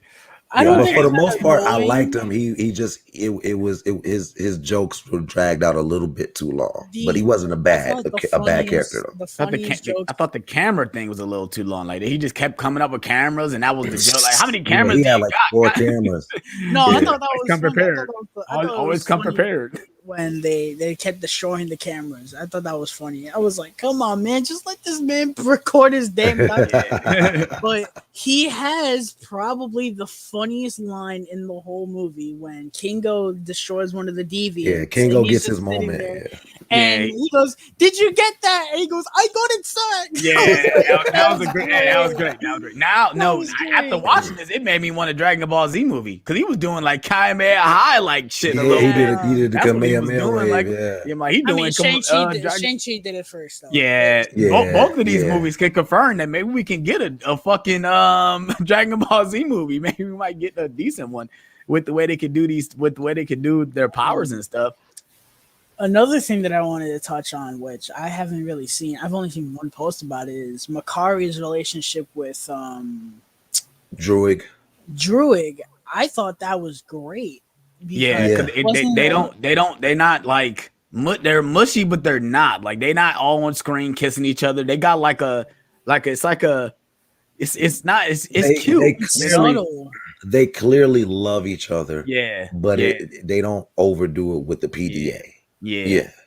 Like I love the scene where they first see each other. Like, did you miss me? Like, what's up? They like, are we doing this right now? No, we don't want that. Like, they was like, what is this? Like, what's going on? Yeah, I loved their relationship, and I loved the thing with Sprite. And I saw someone say, "Oh, that shouldn't be in the script." What are you talking about? Do you not like deep characters? Do you want characters as charismatic as this iPhone? Like, is that what you want? It's the fact that she's a kid, but people are forgetting that she's 7,000 years old. Yeah. And the thing is that most people are upset that that even though they are the same age, people are saying because they're not the same age technically. But I mean, at the end of the day, she loves him, but it's not like they're together. That's why I think people are upset about that too. But it's not like together. I love that Kingo pointed out. Like, you ever seen Peter Pan? You're like Tinkerbell. You can't be with him. You can't. That's impossible. And I love that story. I thought like, oh, they just thinking he just pointed out Peter Pan because they don't age. They don't grow up. They just stay the same age. Yeah. Marquise makes a good point. He said when Makari screamed when Icarus took Druig on, I felt that. I definitely felt that as well. I love her. Like I said, she's great. I love that they implement her deafness into the film and use the sign language and all that. I fucking love it. And like I said, I love that she's still getting work and she's deaf. I love this because she's great in Walking Dead. If you guys haven't seen the newer season of The Walking Dead, she's probably my favorite character from that new bunch of characters. And she's great in this movie. She's really good. And it's kind of crazy that we're living in an age where deaf people with that disability are getting these roles and being so great, because among my favorite performances of the year would be the girl from A Quiet Place. Quiet Place Part 2. I think deserves an award. She got so much confidence in that role, bro. She absolutely showed that. For someone with a disability, she acted her fucking ass off. I think she outshined people like Emily Blunt and Cillian Murphy in that movie. I'm gonna be honest. She was my favorite part of that movie. And Noah, I don't know his last name. Jude. Her brother, which apparently people don't like him now. I don't know. But I love that, like, we got the stuff with the non-linear, we got the flashback stuff, but I do love that we had to see this because it kind of explains, like, a lot of people ask why they were here this whole time, why haven't they helped us, and they explain it that these beings were brought to Earth, but at the end of the day they were serving the Celestials. They were going with their word to not interfere with what's going on Earth. That's why they weren't around. So let's touch on the ending. And I'm not talking about the post-credit scene. I'm talking about the final 20 seconds, because I was not expecting the last 20 seconds. Talking about with the Celestials coming in, basically warning them, like, okay, you guys did this, so let's see what happens. Are you talking about that scene? Yeah, that was crazy. And that came out of nowhere for me. I'm not gonna lie, it came out of nowhere. They teased with Kat Harington. I'm so glad it paid off in the post credit scene. But I was I was waiting for it. I was like, you gonna do something, bro? And it just it just cut the black. Yeah, I thought that was gonna explain it. I thought he was gonna be an Eternal. I'm like, is he one too? Like, just tell us, just say you're one, bro. Like, so what I you guess holding back from? that transitions into the post credit scenes, I would say. So let's start with the big one. Well, they're both big, but this is the big one. So I knew this one, and I think this is Marvel's fault because they announced that he was casted like weeks ago. Yeah, but we just didn't know when we did. I don't think they noticed. They didn't say when he was going to show up, though. Someone spoiled it on Instagram, and if you know who you are, kick rocks because you spoiled it for everyone. They literally fucking posted a picture of Harry Styles and said, "Oh wow, this the post credit scenes are becoming more real every day." I was like, "What the fuck is wrong with you, bro?" So the post credit scene is that Patton Oswalt is in the MCU now, number one, which that's awesome. And I thought the little elf thing was Harry Styles. I was like, "Is this who he is?" And then he comes to the portal, and it's really him. And someone said Thanos' brother. I didn't hear that. I only caught it when she signed it and said Thanos' brother. I was like, "Yo, I heard him say that. And that's what he said. Yeah, like, the little elf thing says Thanos' brother. Yeah, they said Thanos' brother. That's what I heard. When like, he comes out of the shadows and it's Harry Styles, the theater exploded. My theater didn't do that. I'm not even gonna lie. My theater didn't do that. My theater didn't know who he was. My theater didn't know who that was. I literally had to tell. I had to tell my girl. I'm like, it's a character that nobody in the theater probably know who it is, which is great though, because that's same with the Eternals. Like that's why I think with these characters, like Marvel is taking risk with introducing these characters to us that nobody really knows. Like it goes back to the Guardians of the Galaxy thing. No one knew who the Guardians was before that movie came out, but once they came out, I bet sure or not. Most people going to be looking into who the Eternals are, who the Celestials are, what are they bringing into the Marvel universe. Obviously Marquis said a couple girls scream. Of course, if they know who Harry Styles is, of course they're going to be screaming. So I had a girl like that in my theater. He came out and all they was, "Oh my God. I was like, like, of course, if they know who Harry Styles is, of course they But like the actual fans, they were like, "Yo, like what?" And we went crazy. The second post credit scene, I heard John scream from Georgia. I heard him scream because when I found out what the post credit scene actually was, because I thought the voice was the Watcher. It sounded a lot like Jeffrey Wright, and I was like, "Yo." No. I was in the theater. Somebody said it was Fury. I'm like, it's not Fury, bro. No, it's not. I didn't want to spoil it. I was about to literally say that it's Blade. I didn't want to say it. I was gonna do that. I was gonna do it. Go ahead, Tyler. Yeah, the guy next to me didn't know who it was. He was like, "Who is that?" I was like, "That's Blade, bro." So I thought it was the Watcher. Then someone DM'd me and said, "No, it's Blade, dude." And I was like, "What? Blade? That's a stretch, bro." And then Chloe Zhao came out and said, "No, it's Blade." And I was like, wow. And I texted John. I said, "Bro, without spoilers, when you see the post-credit scene, you just might scream, bro." Because I didn't scream, but I definitely sat up in my seat like, "Oh, okay."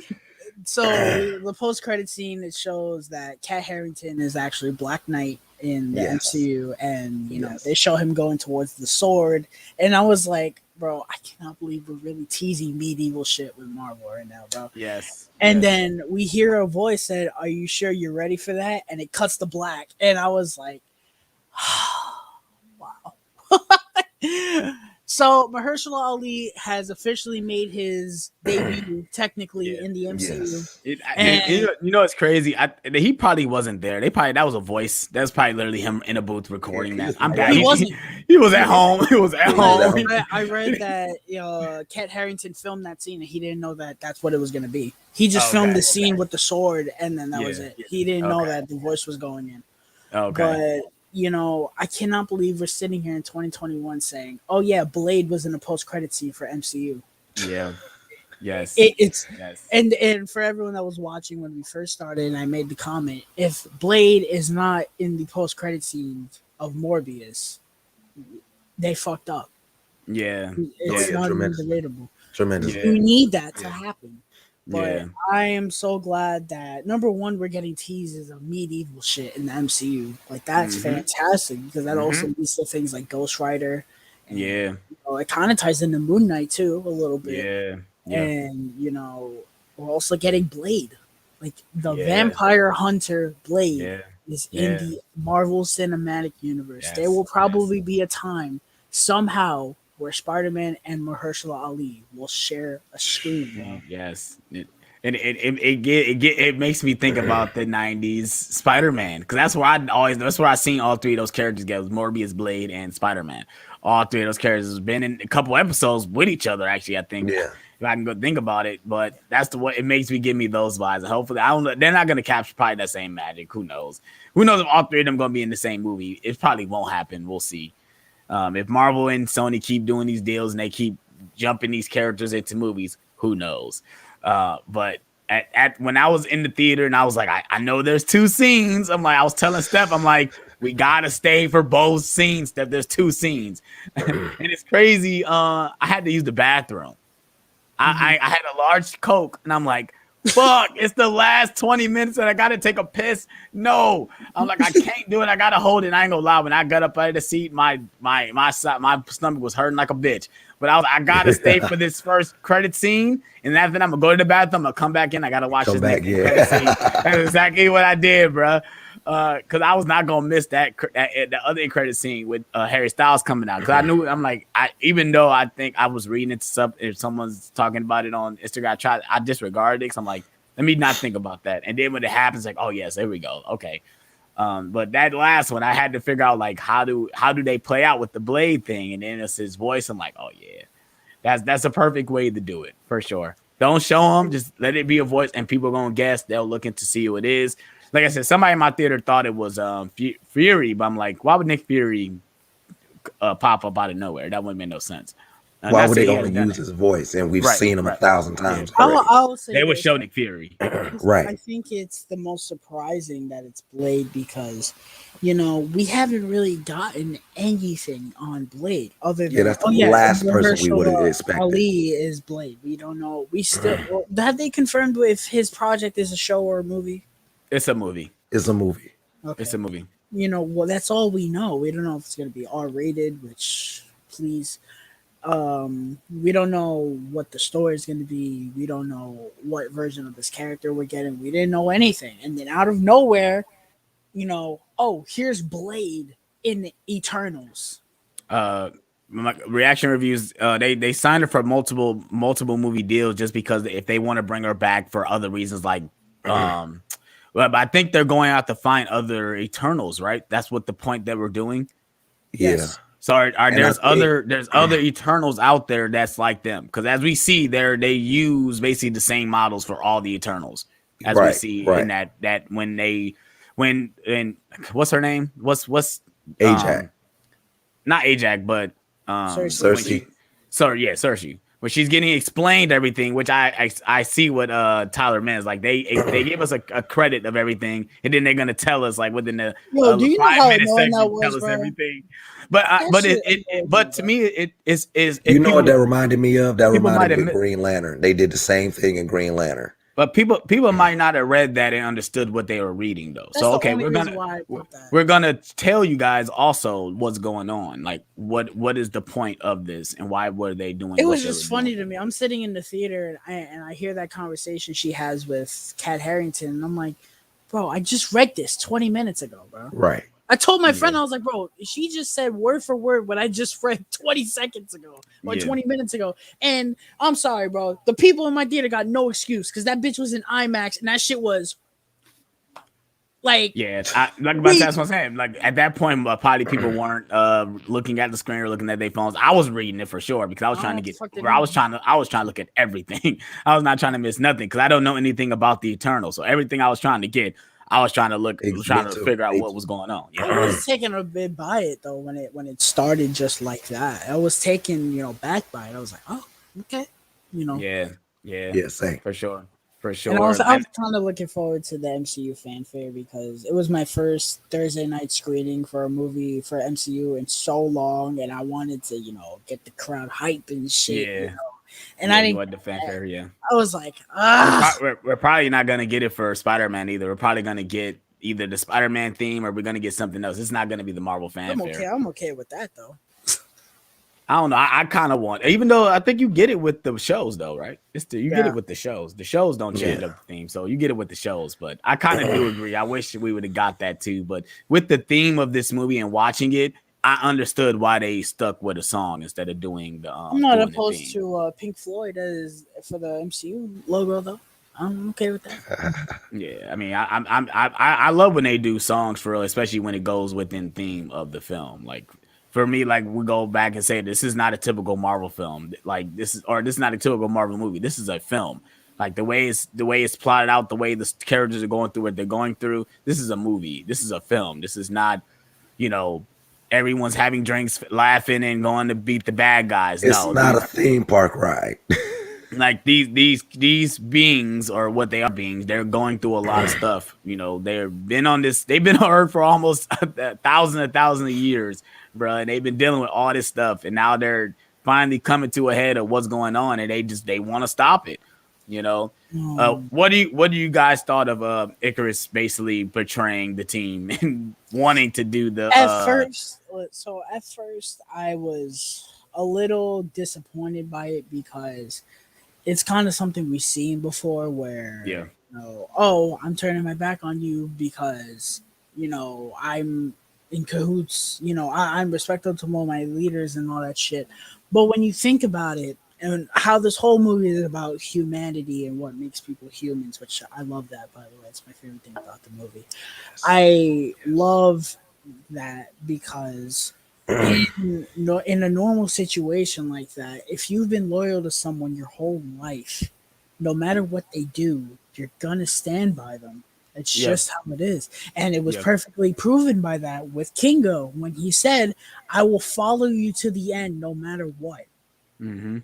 And that Yeah. perfectly proved why his motives were great. I've seen Yeah. people Yeah. say that Icarus turning made no sense or that it was lifeless. First of all, I'm not listening to half the fucking opinions about this movie. But I loved that. I really did. At first you're taken back by it, but when you really think about it, it's Yeah. great. And I love the ending when he, flies to the sun. Yeah, he He basically dies. just Yeah, kills himself because that was a little too on the nose, but I did Yeah, it like it was. though.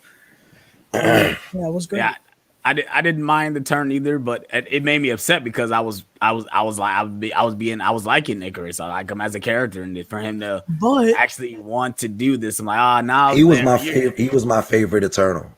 like it's like, okay, now you're not, no, you're not the bad guy, but you just want this to, you want to see this through. You, like I Yeah. say, like what John said earlier, it's not the bad or good thing. I mean, it was supposed to happen. They just have Yeah. now they have the ability to stop it. Everybody was doing what they genuinely You believed thought, was yeah, right. right. and also I loved fuck me, what was I gonna say? I was gonna say something. I loved how the final battle was basically done without Icarus, other than the part where they all link up and all that shit. Yeah. They were doing all that stuff without Icarus because Yeah. when you look at the Eternals, who's the strongest one? Probably Icarus. Icarus is And Icarus. when Yeah. you take him away, you really need to work to. It's just the same thing with Justice League. Yeah. You take Yeah. away Superman, you take Wait, away Superman, you gotta work together. and Yeah. Wonder Woman too, because Wonder Woman is Superman light minus the lasers and shit. Right. But you take those two away, and you have a Justice League that's weakened and needs to work together. Yeah. And that's what I like about it. Yeah, because the thing about Zack Snyder Justice League, Steppenwolf almost won. Right. If even with Superman, Yeah. if it wasn't a Flash, if it wasn't Oh, Flash, it'd have been over, bruh. Right. For sure. So, For sure. yeah, I definitely like that. But continue. I love some, like I said, like some of my favorite scenes is the scenes on the beach. What is the I don't want to call him the gay actor, the gay character, but what is his name? Fastos. Fastos. I loved his scene where he was taking down Icarus. He's like, you know how long I've been wanting to clip your wings, and like he just was using all his ability to stop him from not doing what he wants to do. I absolutely love that scene, bro. Yeah. I think he had some of my favorite scenes too, like because he had real emotion. He had a family that he had to care about at the end of the day. Because he actually, he actually had life that he on this earth that he cared about. Even though, like I said, I think AJ said earlier, everyone on all the Eternals cared about humanity. That's why they didn't want to do it. Yeah. But he really had someone that was a child that he had cared about. That he had a real family. And Brian Tyree Henry, he gave a fantastic performance. Yes, he did. Yeah. Yes, he did. I love that scene where they were at the table before the scene in the trailer where Icarus goes, "Oh, so you don't use your powers to fix your kid's bicycle?" And he goes, "No, I don't know what you're talking about." He shoots the door, and it's like, it's protected. Glass. Yeah, it's protected. protected. Yeah. He was like, "What the fuck? My kid is sleeping 3 minutes."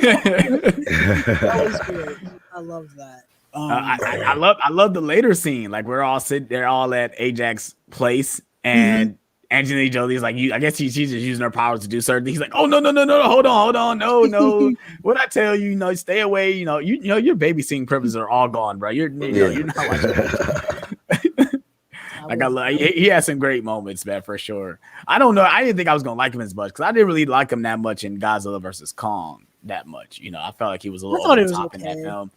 I'm like, hopefully he works better in this, and he did. And I think the reason why is because the other characters around him worked as well. So yeah, we didn't even talk about the deviants. What do you guys thought about the deviants and the design of the deviants? And clearly they weren't the main threat. Obviously, the main threat, if you want to be real, the main threat is the Celestials. Yes, but the deviants I thought were great. I loved their look. The special effects were top notch across the board. There's not a single special effect in this movie that did not look real. I didn't know this, but I loved that when they killed the Eternal, whoever it was, they absorbed their powers because when they they touched on in the beginning when they were beating the shit out of the first one, it was healing, and she was like, "Oh, I've never seen it do that before." And then when it killed Ajax, I was like, "Oh shit!" That's why, because she has the ability to heal. She has the healing ability.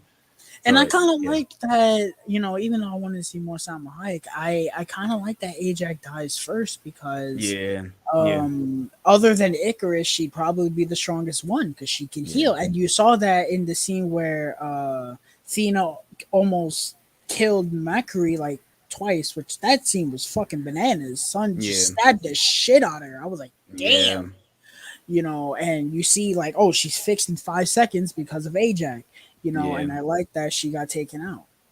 Yeah, for sure. I mean, I just want to see more Salma Hayek. She's so fucking bad. Still, she looks great for her age. She does. Brown hair. Nobody say if you guys seen her at that red carpet.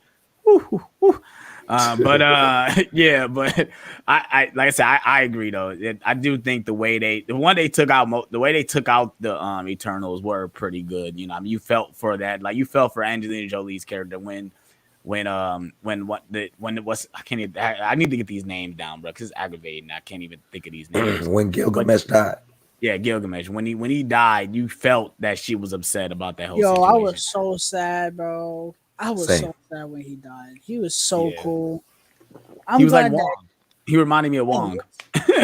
And even though they didn't totally pay her off. I loved when she killed that deviant. My whole theater clapped. Me too. My theater clapped as well for that shit.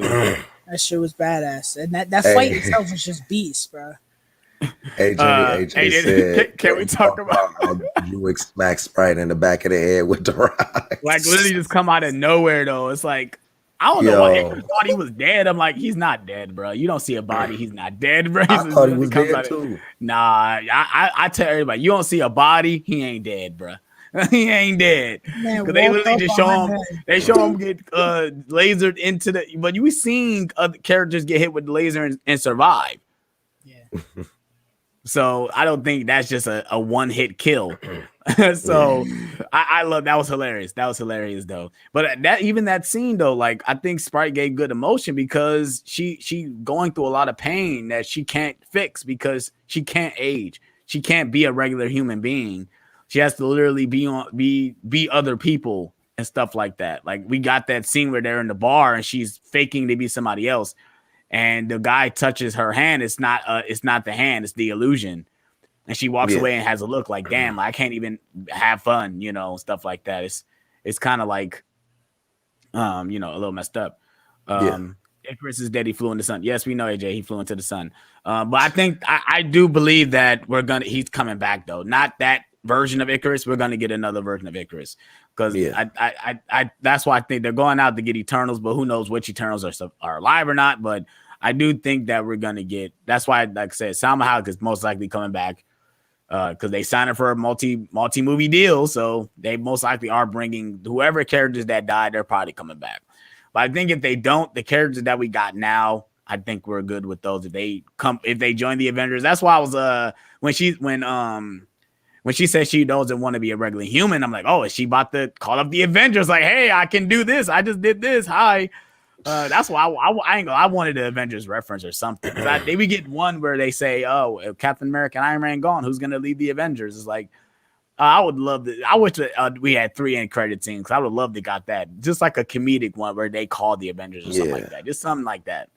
But we don't even know who the official roster is right now for the Avengers. Exactly.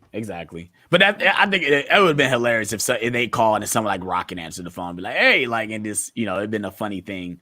I would have loved that. It's just crazy that to think about an Avengers 5 movie whenever that happens, where we're going to have a team constructed of probably Guardians of the Galaxy and Eternals. Yeah. Did you ever think you'd be saying some shit like that? No. That you'd be seeing an Avengers team consisted of people like the Guardians of the Galaxy. That's a thing too, though. It's crazy that the Celestial said they can't interfere with Earth's conflicts, but when it came to Thanos and the snap, that wasn't just Earth. It was the entire universe that was dealing with the situation. Yeah, but the reason that I mean, I know what you're saying, but that's the thing. Well, it's not just that though. Like Doctor Strange brought everybody there to fight Thanos. I know what you're saying. So you would think like if everyone is fighting, why can't the Celestials just come and fight? Even though I think as powerful as they are, they literally could. I think obviously Icarus literally could pick out as many people. Even Captain Marvel came through. She took out an entire ship with her just flying through it. Icarus probably could do the exact same thing, but she was able to get her ass beat still. So who knows exactly how it played out?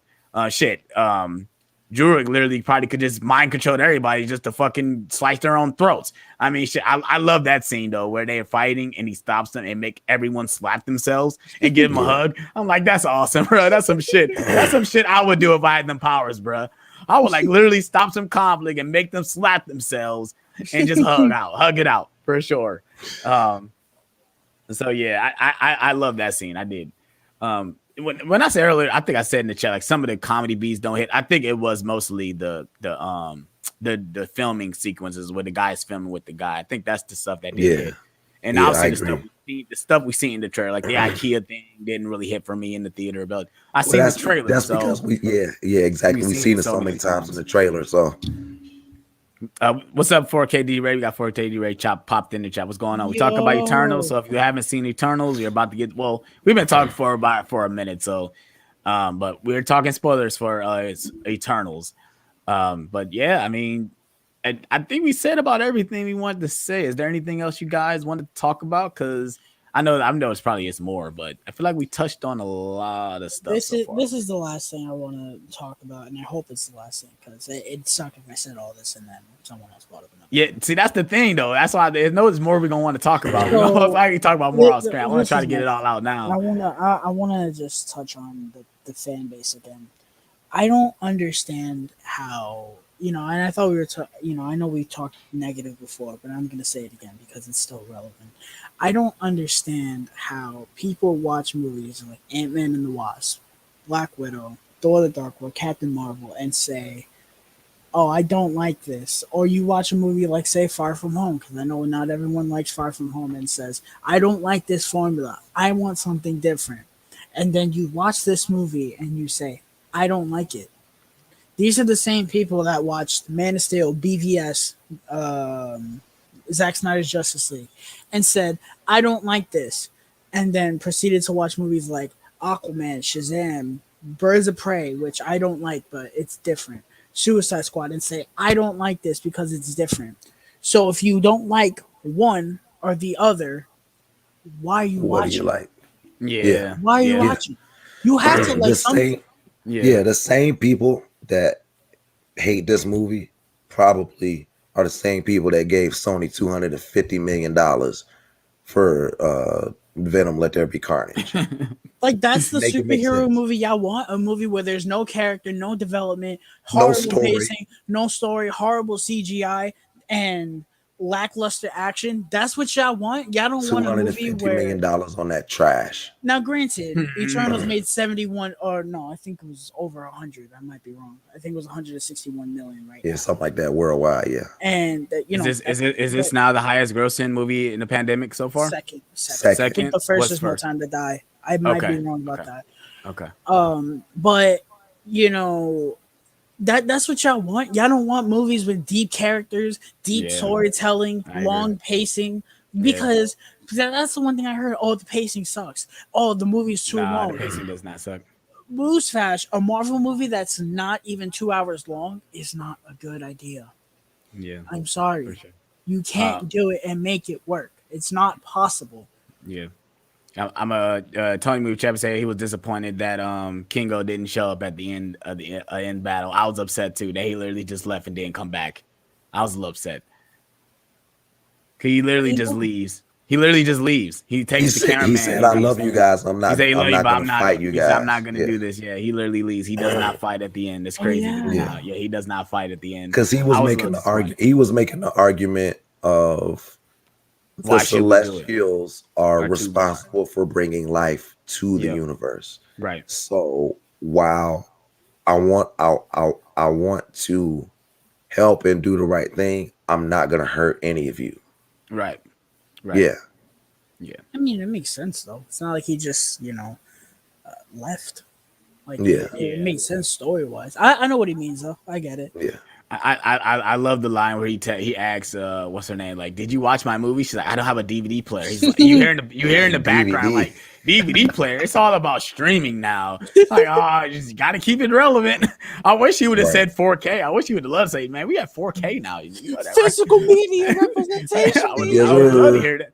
I would love to hear that, but I knew he was gonna throw the streaming card out. I'm like, watch you gonna say streaming? He says it. I'm like, or it's physical media all day, man. Fuck, not saying fuck streaming, but physical media all day. No, But I yeah, got I think I think we touched on mostly everything.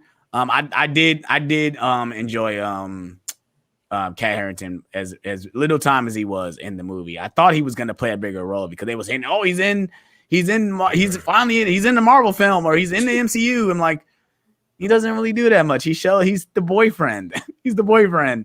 You know, he gets a little he gets a little like, oh shit, the fucking X is in front of me. The scene where Icarus just comes out of nowhere, he's like, oh, you're the pilot. Like he like I liked when she was, first of all, this was bullshit. Cersei was on FaceTime in the middle of hillbilly land in the middle of the woods. How the fuck? And someone even said it. Oh, what's your phone service? Because I got no bars out that's here. what he says. That's exactly what he said. That's what Kingo says. Like, what service do you have? I died when she was talking to him, and she goes, "Oh, you're breaking up," she goes, "I'm breaking up," and Icarus goes, "You breaking You're up?" breaking I up. was like, Yeah. that was great. That was great. But I'm glad everything's coming back. I know the one. I know this is probably random, but that's the most people complain about the sex scene. The sex scene wasn't nothing. That's some shit you got in Daredevil.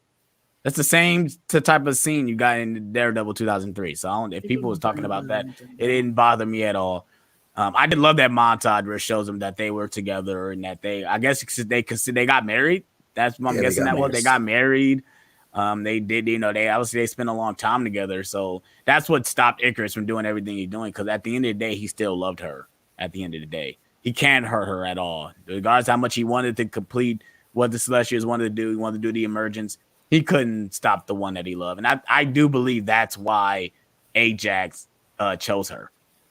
He chose her because she chose her because if Icarus was going to do it, he could not stop her. He could not stop her from stopping the emergence, regardless of how much he wanted to do it. That was so cool, man. When she stopped the emergence, that shit was so beast, bro. I thought it was cool. She turned the DB into a damn tree.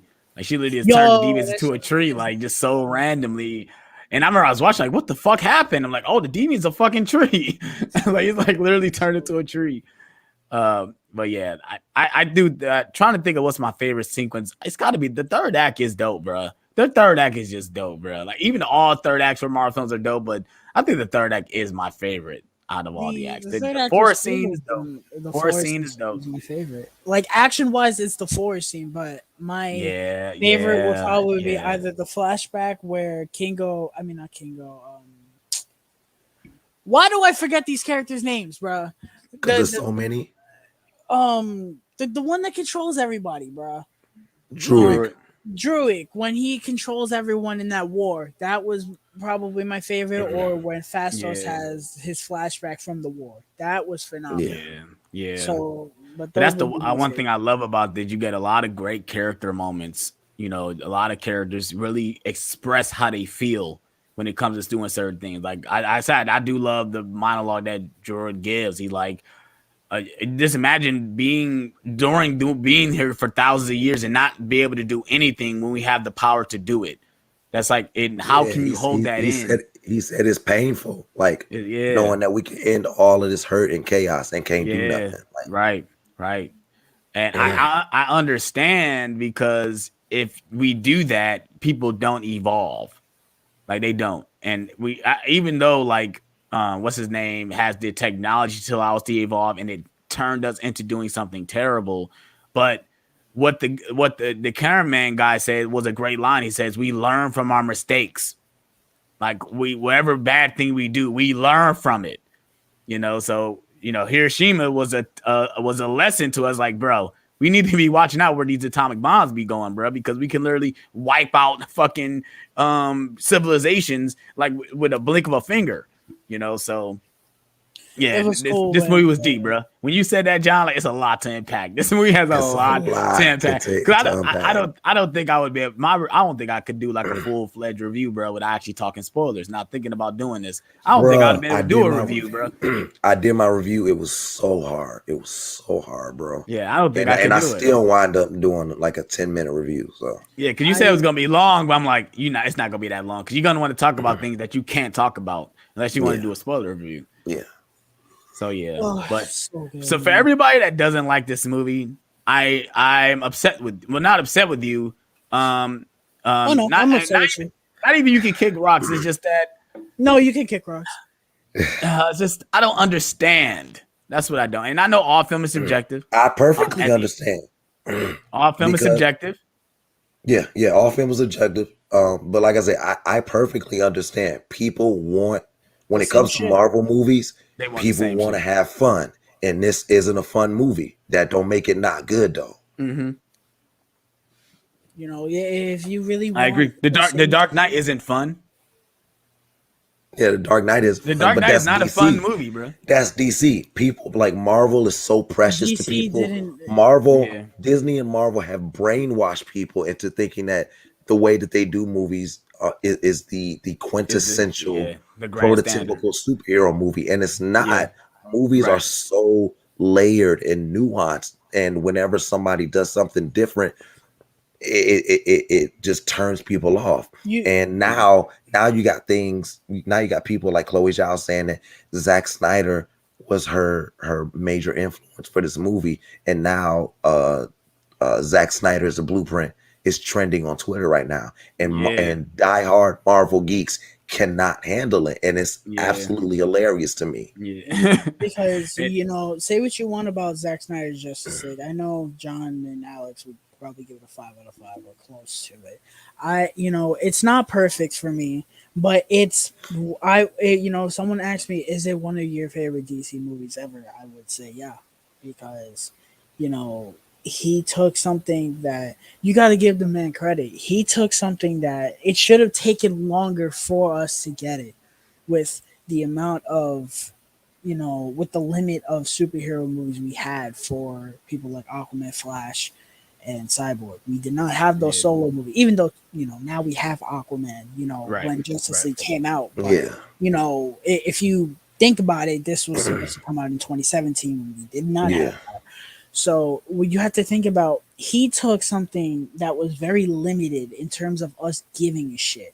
Now we give a shit about Wonder Woman and Aquaman because me and John, we really love that Aquaman movie a lot. yeah, And I said this to people. I was like, I think that really helped, the fact that even though it wasn't supposed to happen like that, we had the Aquaman movie and we love him, but he took something that did not have that much weight and he made us give a shit for 4 hours. Yeah. A for movie sure. that did not have that much weight compared to the For Avengers, sure. when you had Iron Man 1, 2, Captain America 1, Exactly. Hulk, Exactly. Thor. You had those movies and you were invested in those characters. yeah, Black Widow was in Iron Man 2. You were invested in those characters. You were interested to see how they would come. We did not know anything about these characters, minus Batman, Superman, and a little bit of Wonder Woman. Well, Yeah. actually, no, because we would have well, had no, Wonder Woman got her own movie. Yeah, Yeah. minus the Trinity, we did not know anything about these characters. And Zack Snyder took that and he ran and with made it it work. for 4 Yeah, hours. yeah. And do I think the movie should have been 4 hours? No. But I do think most of what is in that movie should stay there. I don't Yeah. need Yeah. fucking It's singing. it's only 4 hours because he took full advantage of it being only on streaming. Exactly. Right. But it does not need to be 4 hours. But I would not blink an eye to a 3.5 hour Justice League movie. I'd be For okay sure. with that. That's what I agree. And But people see going- runtime and they get scared. Yeah, Eternals was 2 hours and 38 minutes. Oh I'm about my to say, even with god! this movie, yeah. But at the end of the day, this movie is it's a character study. At the end of the day, it's a character study about beings that aren't humans. That at the end of the day, they are human. At the end of the day, even though they're not real Yes. beings, they are human at the end of the day because they feel what we've been going through for as long as Yeah. they've been on our planet. They understand where we come from. Grown with us. They've grown with us, right? They've Yeah. seen us evolve and they've evolved as well. And they say that a lot. That like, maybe I've changed. Maybe we changed as beings, stuff like that. And I love hearing that type of stuff when it comes to these godly beings that, they clearly need us, or we need them. Clearly we need them to help, to obviously at this point they're stopping the deviance for us because we don't have the power to do it. So yeah, I'm my bad. But jumping into the chat, Tony Chappie said, would you guys prefer Shang-Chi or Eternals? At this point, it's the Eternals right now. Eternals all day. Eternals all day. I say Shang-Chi is your typical Marvel film compared to this. It's your typical Marvel film compared to this. I just wanted to say that I respect the people that I respect when they say they didn't love this movie. The people that gave it maybe a 3.5 or a 3. Like, our friend Jennifer, she gave it I think a 3.5. And I read her thingy, and I don't think she put out a review yet, right? No, I don't think so. I don't think so. It should be out soon, regardless. But I read her little Reddit letterbox thing, and I agreed. She said the movie's beautiful, but not everything worked, and I'm okay with that. And my buddy opinionated, he's probably not listening, but he gave it a 7-ish too, and he said there was a lot of great stuff, but there's not a lot. There were also a couple things that didn't work for him. I would rather take someone like that someone says it's a 2 or a 2.5, and it's downright bad. Because you're not being objective at that point.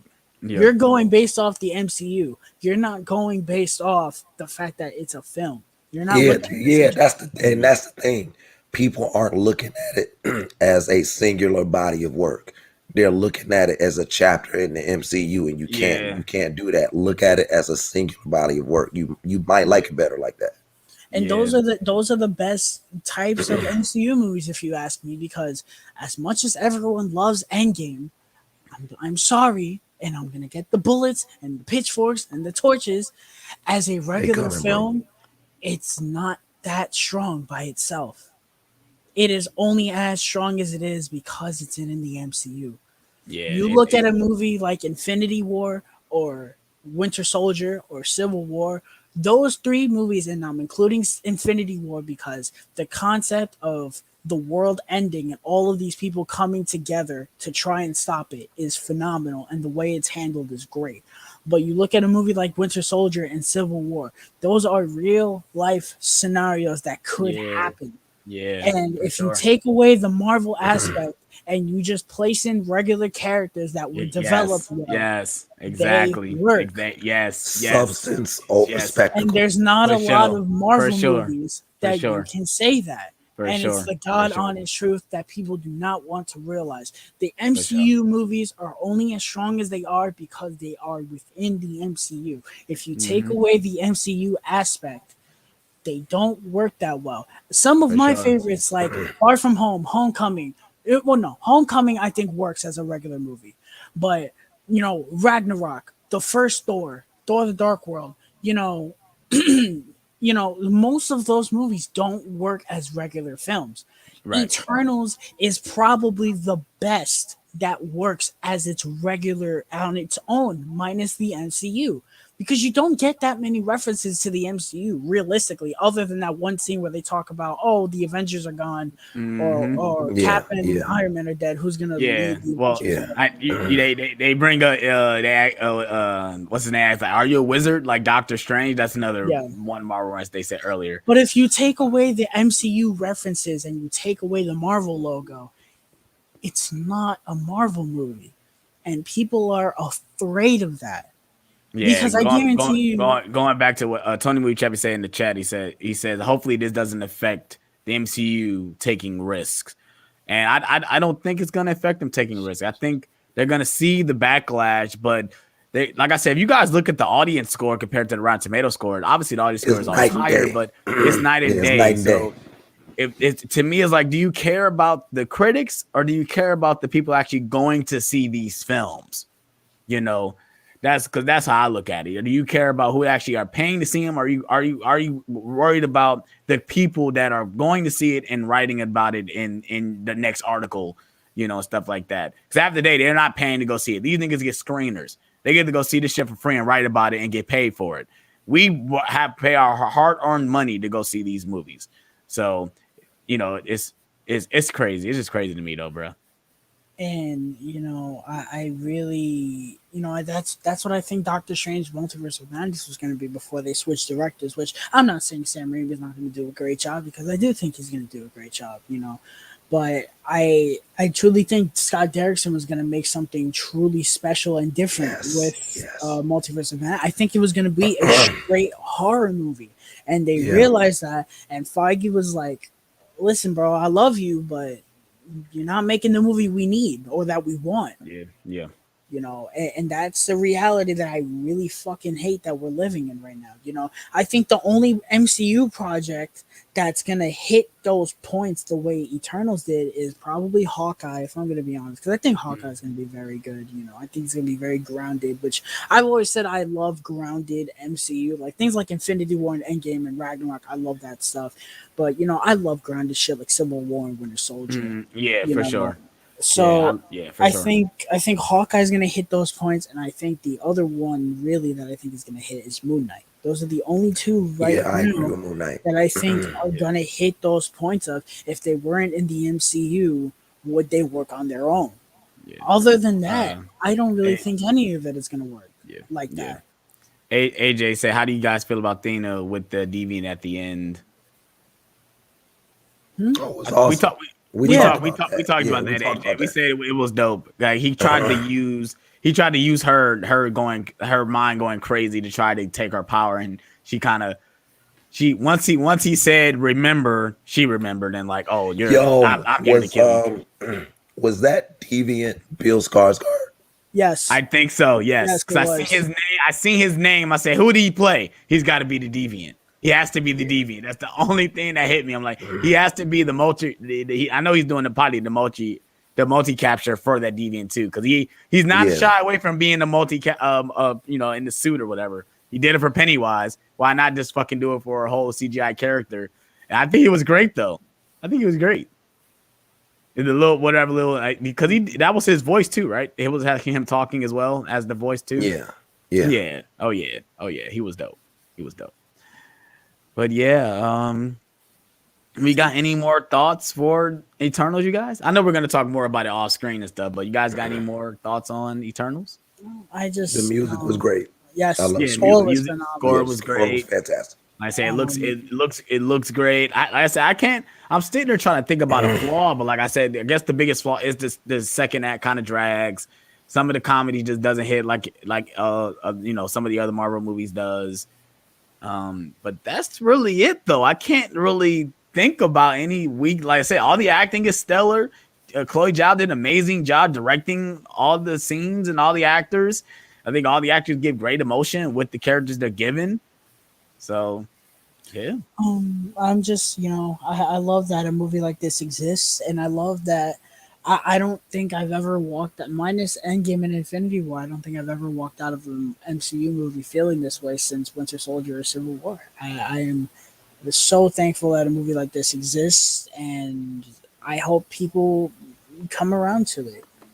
Yeah. You know, Yeah, I do believe it's going to be like that. It's going to be one of those things where most people are just going to have to get used that this is hopefully this is the direction that they take, or that they're going to take with some of these characters, and that I think Marvel and especially Chloe Zhao realized that this is the world that we live in. When it comes to all these different people and all these different situations, and that what we're dealing with in today's society. So hopefully, people come around. Like I say, at the end of the day, I'm buying this day one. Hopefully, the Steelbook is awesome because I'm Yeah, buying this day one when it comes out. yeah. I don't know about double dipping. Maybe I if might. I I don't might. buy the it MCU movies either, and I'm Shang-Chi. I'm gonna buy that, but the only MCU movies I have right now are Winter Soldier, Infinity War, Endgame, and the Spider-Man movies, and Incredible Hulk because I found it for like $15 on 4K. But I don't buy the MCU movies. Clearly, I'm buying Eternals. And yeah, that's not to say that the ones I don't have I don't like. Like I love a lot right, of them. It's, right, they're fucking expensive. right. Disney is ridiculous with that shit. I'm Yeah. buying Eternals day one. It's not the debate. AJ said, what do you feel about feels like the first time in the credits? I didn't know what that was, to be honest. I think that it somehow was like trying to be a metaphor for like the movie made you feel like it was the first MCU movie all over again. I Mhm. don't know. I know. Or Well, no, maybe I thought what they were trying to go for was like that was the first time that any Eternals had done that before. So the Celestials was like, okay, we'll see how this goes. Mhm. Yeah, so I thought that's what the song was talking about thematically. Sonically, it felt random. It felt Yeah. like Guardians of the Galaxy. Yeah. Yeah, for I sure. love the song though. Hearing it in Oh yeah, IMAX, I was vibing with it in IMAX. You kidding me? For sure. But it was just strange. I was like, why is this song playing? The whole song. yeah. Sonically, it felt random, but thematically, I thought it was consistent. Mhm. Yeah, for sure. But yeah, what one thing that you love and hate about movie fandom? That's I Tony with the love chat that how just said we that. can.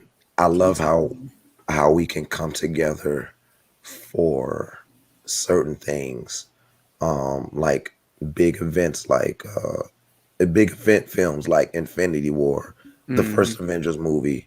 Yeah. Um, and I love how when we really, really want something and like set our minds to it, we can Yeah, get stuff like Zack Snyder's Justice League. or for sure. Endgame. Um, Or yeah, Endgame. or in game, yeah. Yeah. And For sure. but the thing that I hate about it is that when they do something different, people just bash it into Yeah. the ground. This ties into And Eternals. That's and it's perfect question for so this much discussion.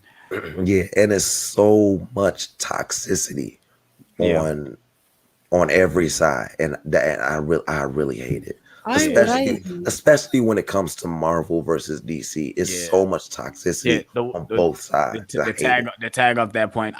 That's the same thing. I love the movie fandom for that reason. That we all come together and we all love what we love. But then tag off your thing is that I hate that.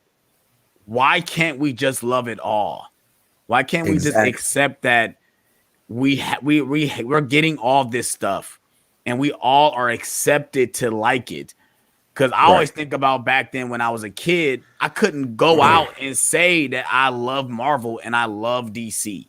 I just couldn't You'll do get that. clowned. You'll get clowned. As a young black man, a black boy, being one of the littlest kids in class, I would get my ass beat if I was saying I love DC and I love Marvel. I couldn't walk to school with a Spider-Man t-shirt and not be teased. I couldn't. Yeah. Yeah. So now it's like we are doing all this DC versus Marvel. No, how about DC and Marvel? Yeah. Like it's all about it's all about nerd culture together. It's not about what's better than what. It's about these studios want everything to exceed. They don't want to battle because if all these movies do well, they all win. Yeah, yeah. And the crazy thing about it is that the filmmakers have tremendous respect for each other, but it's the fans that Yes. complain about everything. Exactly. I I mean, hate it, bro. it just said it today. Chloe Zhao just said she give props to Zack Snyder. That's a Yeah, Marvel and DC. That's two separate properties that did. yeah, That's two separate people that did from different properties. yeah. So Zack Snyder and Kevin Feige they got tremendous respect for each other. yeah, They both say that they're doing excellent things with what they're doing. yes, But why can't the fans see that? yeah. Because like I said, at the end of the day, we get too emotionally attached to these things because Yeah, we love and we die these things because these are a part of our lives. But like we just can't get it out of our head that why can't we just all accept it? If something's good is good, but if it's bad, it's bad, as well, But we all have different iterations of what's good and what's bad. But we all know what's good and what's bad. We do. I'm sorry. Like we do. yeah, Or we can acknowledge, like we see, like I said, going back to Rise of Skywalker. I see the flaws. I see all the flaws in that movie. That's a very flawed film, but I still enjoy the film. You know, yeah, I'm not I'm yeah. not I'm not telling you Same that. thing. Same thing with Batman versus Superman. For I sure. For love sure. that Exactly. movie, but I Exactly. see what's wrong with it. Exactly. Yeah, and the thing that I hate about fandom, and it's really shown with the Eternals, I guess, reactions before it came out, and now that we've seen it, the MCU fan base is fucking disgusting, and I don't think that people are ready to have that discussion. But it's the truth; they're fucking disgusting. What I heard, these are the two things I heard. Oh, there's too much diversity, and why is there a sex scene in a Marvel movie, MCU movie? Why haven't there been? I'm ready to see a Black Widow and Captain America get it on. That's why I've been waiting for that the whole time, but it never happened. Well, technically, there was a sex scene in the first Iron Man movie, but Yeah. Oh yeah, with Tony Stark and the Yeah. reporter getting And it on. reporter. but Yeah. first of all, the sex scene lasted about 20 seconds. It showed nothing. Yeah, you Yeah. see the top of their bodies, and they're doing a nice job covering her up with Icarus being on top of her. And So, second of all, the diversity wasn't really there that much. It was in one scene where they kissed, and that was it. What is the problem? What is the Yeah. problem? Is it going to fucking kill you? Are you going to have a stroke when you finish the movie? Are you going to have blood coming out of your wrist when the movie ends? No. No. right, It's not going to kill you. for sure. Wake up, touch some fucking grass, and realize that there are different people in the world Yes. and they need to be represented. Exactly. Now, sure. I'm one that I don't love when it's, fucking like this shit. Yeah, I don't it's like in your that. face. Yeah. But I Yeah. liked it here because it's not in my face. Subtlety is key. Even with the like Tony Movie Chappie said about the wokeness and about the strong female characters, why they're not putting in your face that these women are strong women. We know by their actions that they're strong women. They're not throwing it in our face saying, "Oh yeah, you're strong," blah blah blah. No, we see it within what they do and within their characters, and right. So when people are saying this movie is woke, or the women are leads, but if you want to be real, the women are the most important creatures on this fucking planet. You come out of a fucking woman. So yes, they are strong. A movie don't need to tell you that, bruh. And so, this goes back to what Alex said. If the first scene of Captain Marvel that I had seen was what she did in Endgame, she'd probably be one of my favorite characters ever in the MCU. For sure. But her movie was so fucking obsessed with she's great, she's amazing, she's powerful, she's the most powerful in the MCU. Like her. Yeah. That no one liked her. And on top of that, the writing for her character was terrible, and the movie's terrible. I blame the script for that one. I think it's just the way they messed that up. You have to let it be natural. You have to let it be natural, like Wonder Woman. My favorite, probably top 10, top 5 scenes in the comic book movie of all time is the Nomadland scene from Wonder Woman. Yes, it is the perfect amazing scene. Sequence. Yeah, amazing. I don't understand why people just, I'm all for diversity if it's done a way that I'm like, yes, okay. But at the same time, if it's done a certain way, am I going to say, oh, it shouldn't be there? No, I'm going to say you should have done it this way. But I'm not going to sit here and say, oh, Captain Marvel's terrible because it's a female-led superhero movie. Fuck that shit. Oh, blah, blah, blah, blah, blah.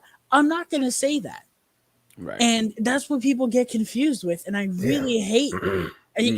Sometimes I have these discussions in the MCU fan bases or fan bases in general, and it makes me not even want to fucking talk about these things anymore. Yeah, for sure. It's like it makes you want not even. It's just like you just want to keep talking to your inner circle. Don't want to go out and just try to communicate with certain people because when you start giving me nonsense and don't even give me a direct reason of why you don't like or do not like things, I don't want to hear your opinion. The thing is, people don't like change. Yeah, for sure. They don't like change, right? And their way of thinking is so antiquated. It's so it's this old way of thinking, and you can't live in the New Testament with an Old Testament mindset. You just can't. For sure. But like I said, we still got like 5 people in the chat. If you guys got any questions for us, questions, this is like, I guess we're in the live Q&A section at this moment. And I wanted to talk about some pickups. You guys haven't seen my recent Blu-ray update video or my Blu-ray hunt video. I'm going to show you guys the couple titles I did pick up. Like I said, I did pick up Requiem for a Dream. Best Buy had their Black Friday deals up. If you guys didn't check out my video, I did show off what they did have in stores. They didn't have that much at my Best Buy, but I did pick up Silence of the Lambs finally on 4K. I was gonna buy it before I did the stream on Ken's live stream, but I had car trouble, so I didn't want to drive all the way out to Best Buy to buy it. They actually had this for $20, and on Amazon they're $27.99. So if you want to get it, try to get it at Best Buy. And then also I finally upgraded the Fast and the Furious franchise on 4K. So now I have every single one on 4K now. I'm going to get rid of that tire set that I had because I'm really tired of that thing. It's so hard to take the movies out, and it's nice to look on the shelf, but if I want to take it out of the box, it just doesn't look right. So going to get rid of that. Probably going to sell it to the exchange. And John, you probably didn't know this. I bought Son of Batman again because I thought I had Batman versus Robin, but it was Son of Batman. So I got to give it back to the exchange because I rebought it. So those are the things. And then also, Movie Hunter 2020 is in the chat, but if he's watching on replay, thank you so much for sending me all these graphic novels, bro. And they also come with the Blu-rays as well. The only one he basically gave me that I didn't have was Batman Year One. Everything else I already own on Blu-ray. So, but thank you so much for sending me those. I will definitely be reading these graphic novels. It's just time. Time is always a bitch. But yeah, like I said, if you guys got any questions, we're about to end party in the stream in like another 5 minutes. Probably if you guys want to show off what you guys picked up or what you guys are excited for and stuff like that, you can go ahead. shit, I should have taken my shit out, but I don't have my physical media at my disposal because I'm going through a situation and all my shit is locked up in a bin. But I did get the Scream 4K Steelbook. You Yeah, know, yeah. we fought tooth and nail to get it, but we Yes. did get it. Shout out to you, Tyler. It's crazy though that it was at my Best Buy though. So like you really didn't have to send them to me, but thank you for doing that for me though. Thank you for doing that for me though, bro. And I also bought Ferris Bueller's Day Off, the Steelbook. It was like You did pick up that $15. Steelbook. Yeah, you Yeah. did pick that up. And you know, I haven't seen Ferris Bueller in a minute, and it was a nice steelbook, so I bought it. Again, I can't show it because I don't have it at my disposal, but those are the only two things that I bought. I didn't buy Free Guy because it was too expensive. So Yeah, I did buy that. Well, if you guys want to check out my recent Blu-ray videos, I showed everything I bought in my October haul. Go check that out. Go ahead, John. All I got was American Psycho Steelbook, and my wife picked up The Best Man on Blu-ray. Oh, y'all bought The Best Man. Y'all got to get The Best Man holiday now. It's almost Christmas time, bro. Yeah, I know. I'm not ready to watch that movie yet. I know. Trust me. I remember I watched it with my brother. He broke down, bro, and you know why he broke down watching it. Yeah. Like that's all we picked up. Like I said, this week is probably gonna be another slow week. Probably no Blu-ray hunt video from me this Tuesday. Probably be getting my haircut that day. So if I do make a video, I'm probably gonna do a little skit where I look fuzzy haired. I'm gonna clip right to where I got my haircut because I'm gonna look fresh for the camera, you know. But I don't know. I probably won't be doing a Blu-ray hunt video this Tuesday. I don't think nothing is coming out though. Like this month, it's kind of dead until the end of the month. Like that next following week, some stuff started coming out. So because you got Menace to Society coming out, you got some. I think Jungle Cruise comes out next week, not this week, but the next following week. So who knows, bro? I know the one thing I'm looking forward to that comes out this week is the GTA trilogy. And I did do a poll and I had like more than like 10 people doing it. So maybe I will live stream just like the first couple hours. I won't make it into a series. If the first stream does well, maybe, but if it doesn't, then I'll just probably just show each game in a separate stream. Show San Andreas 3 and Vice City in like an hour and a half stream to show how they look. You gonna get hella views, bro. You gonna get hella views. Yeah, we'll see. I don't know. Gaming. I ain't done gaming in a long time, so I'm gonna be dusting the dust off or the cobwebs off that box, because it's been a minute since I've done some gameplay. Because I wanted to do Spider-Man Miles Morales when it came out, but I'm like, no, I gotta do it from PS4, and niggas got PS5s. So who gonna watch PS4 gameplay when they can watch PS5 gameplay? So that's why I ended up not doing it. I just did a review for that anyway. So we'll see. We'll see how I feel. We'll see how I feel. Maybe I might just play San Andreas. Like, nah, I want to play this for myself. I don't want to live stream. We'll see. Just be ready for it. It comes out this Thursday. So Thursday, like around 9 o'clock, I'll probably be live. So if you guys want to pop in and say what's up, say what's up. Tony Movie Chappie says, I'm someone that always stay true to my opinions on movies, even if it's a hot take. And it's always nice to see more movie fans have unpopular opinions and different suspected. I think it means aspects. Aspects, okay. Yeah. Aspects on the film. Yeah, I agree. And that's the one thing about me. If you guys can give me a great opinion or whatever, and you have validations of why you're saying what you're saying, I got all the respect for you, bro. Don't just come at me and say you don't like it and you don't give me an explanation. Because at that point, your opinion is not valid. Yeah. So yeah, I think, but that's it though. You guys got anything else to add? Reaction and reviews. What do you mean? You say I see y'all as cinema. I see as what it is. What? We don't understand what you mean. I'm not getting it. But so we're gonna end it right here. Like I said, we've been live for over 2 hours, so I'm gonna let John go ahead and put some tea on that throat because he does not sound good right now. But I'm gonna it started with him. Go ahead and promote yourself, John. Let everybody know where they can find you. You guys know where you can find me. I'm not gonna say too much because my voice is completely gone now, but you guys know where you can find me. Subscribe to my channel, Smooth J Stew, all one word. Just type me in the search bar. You can also follow me on IG at Smooth J Stew, Also on Letterbox as Smooth J Stew, I've started doing written reviews, and I will continue to do more of them. So yeah, follow me at Smooth J Stew on YouTube, IG, and Letterboxd. All right. Tyler? What's going on, everybody? So, on Instagram, you can type in the search bar "Mind of a Nerd." Look for the purple and green icon. It's the first one that comes up. I do weekly reviews. Weekly. Tomorrow, I will be dropping my review for Venom, Let There Be Carnage, as well.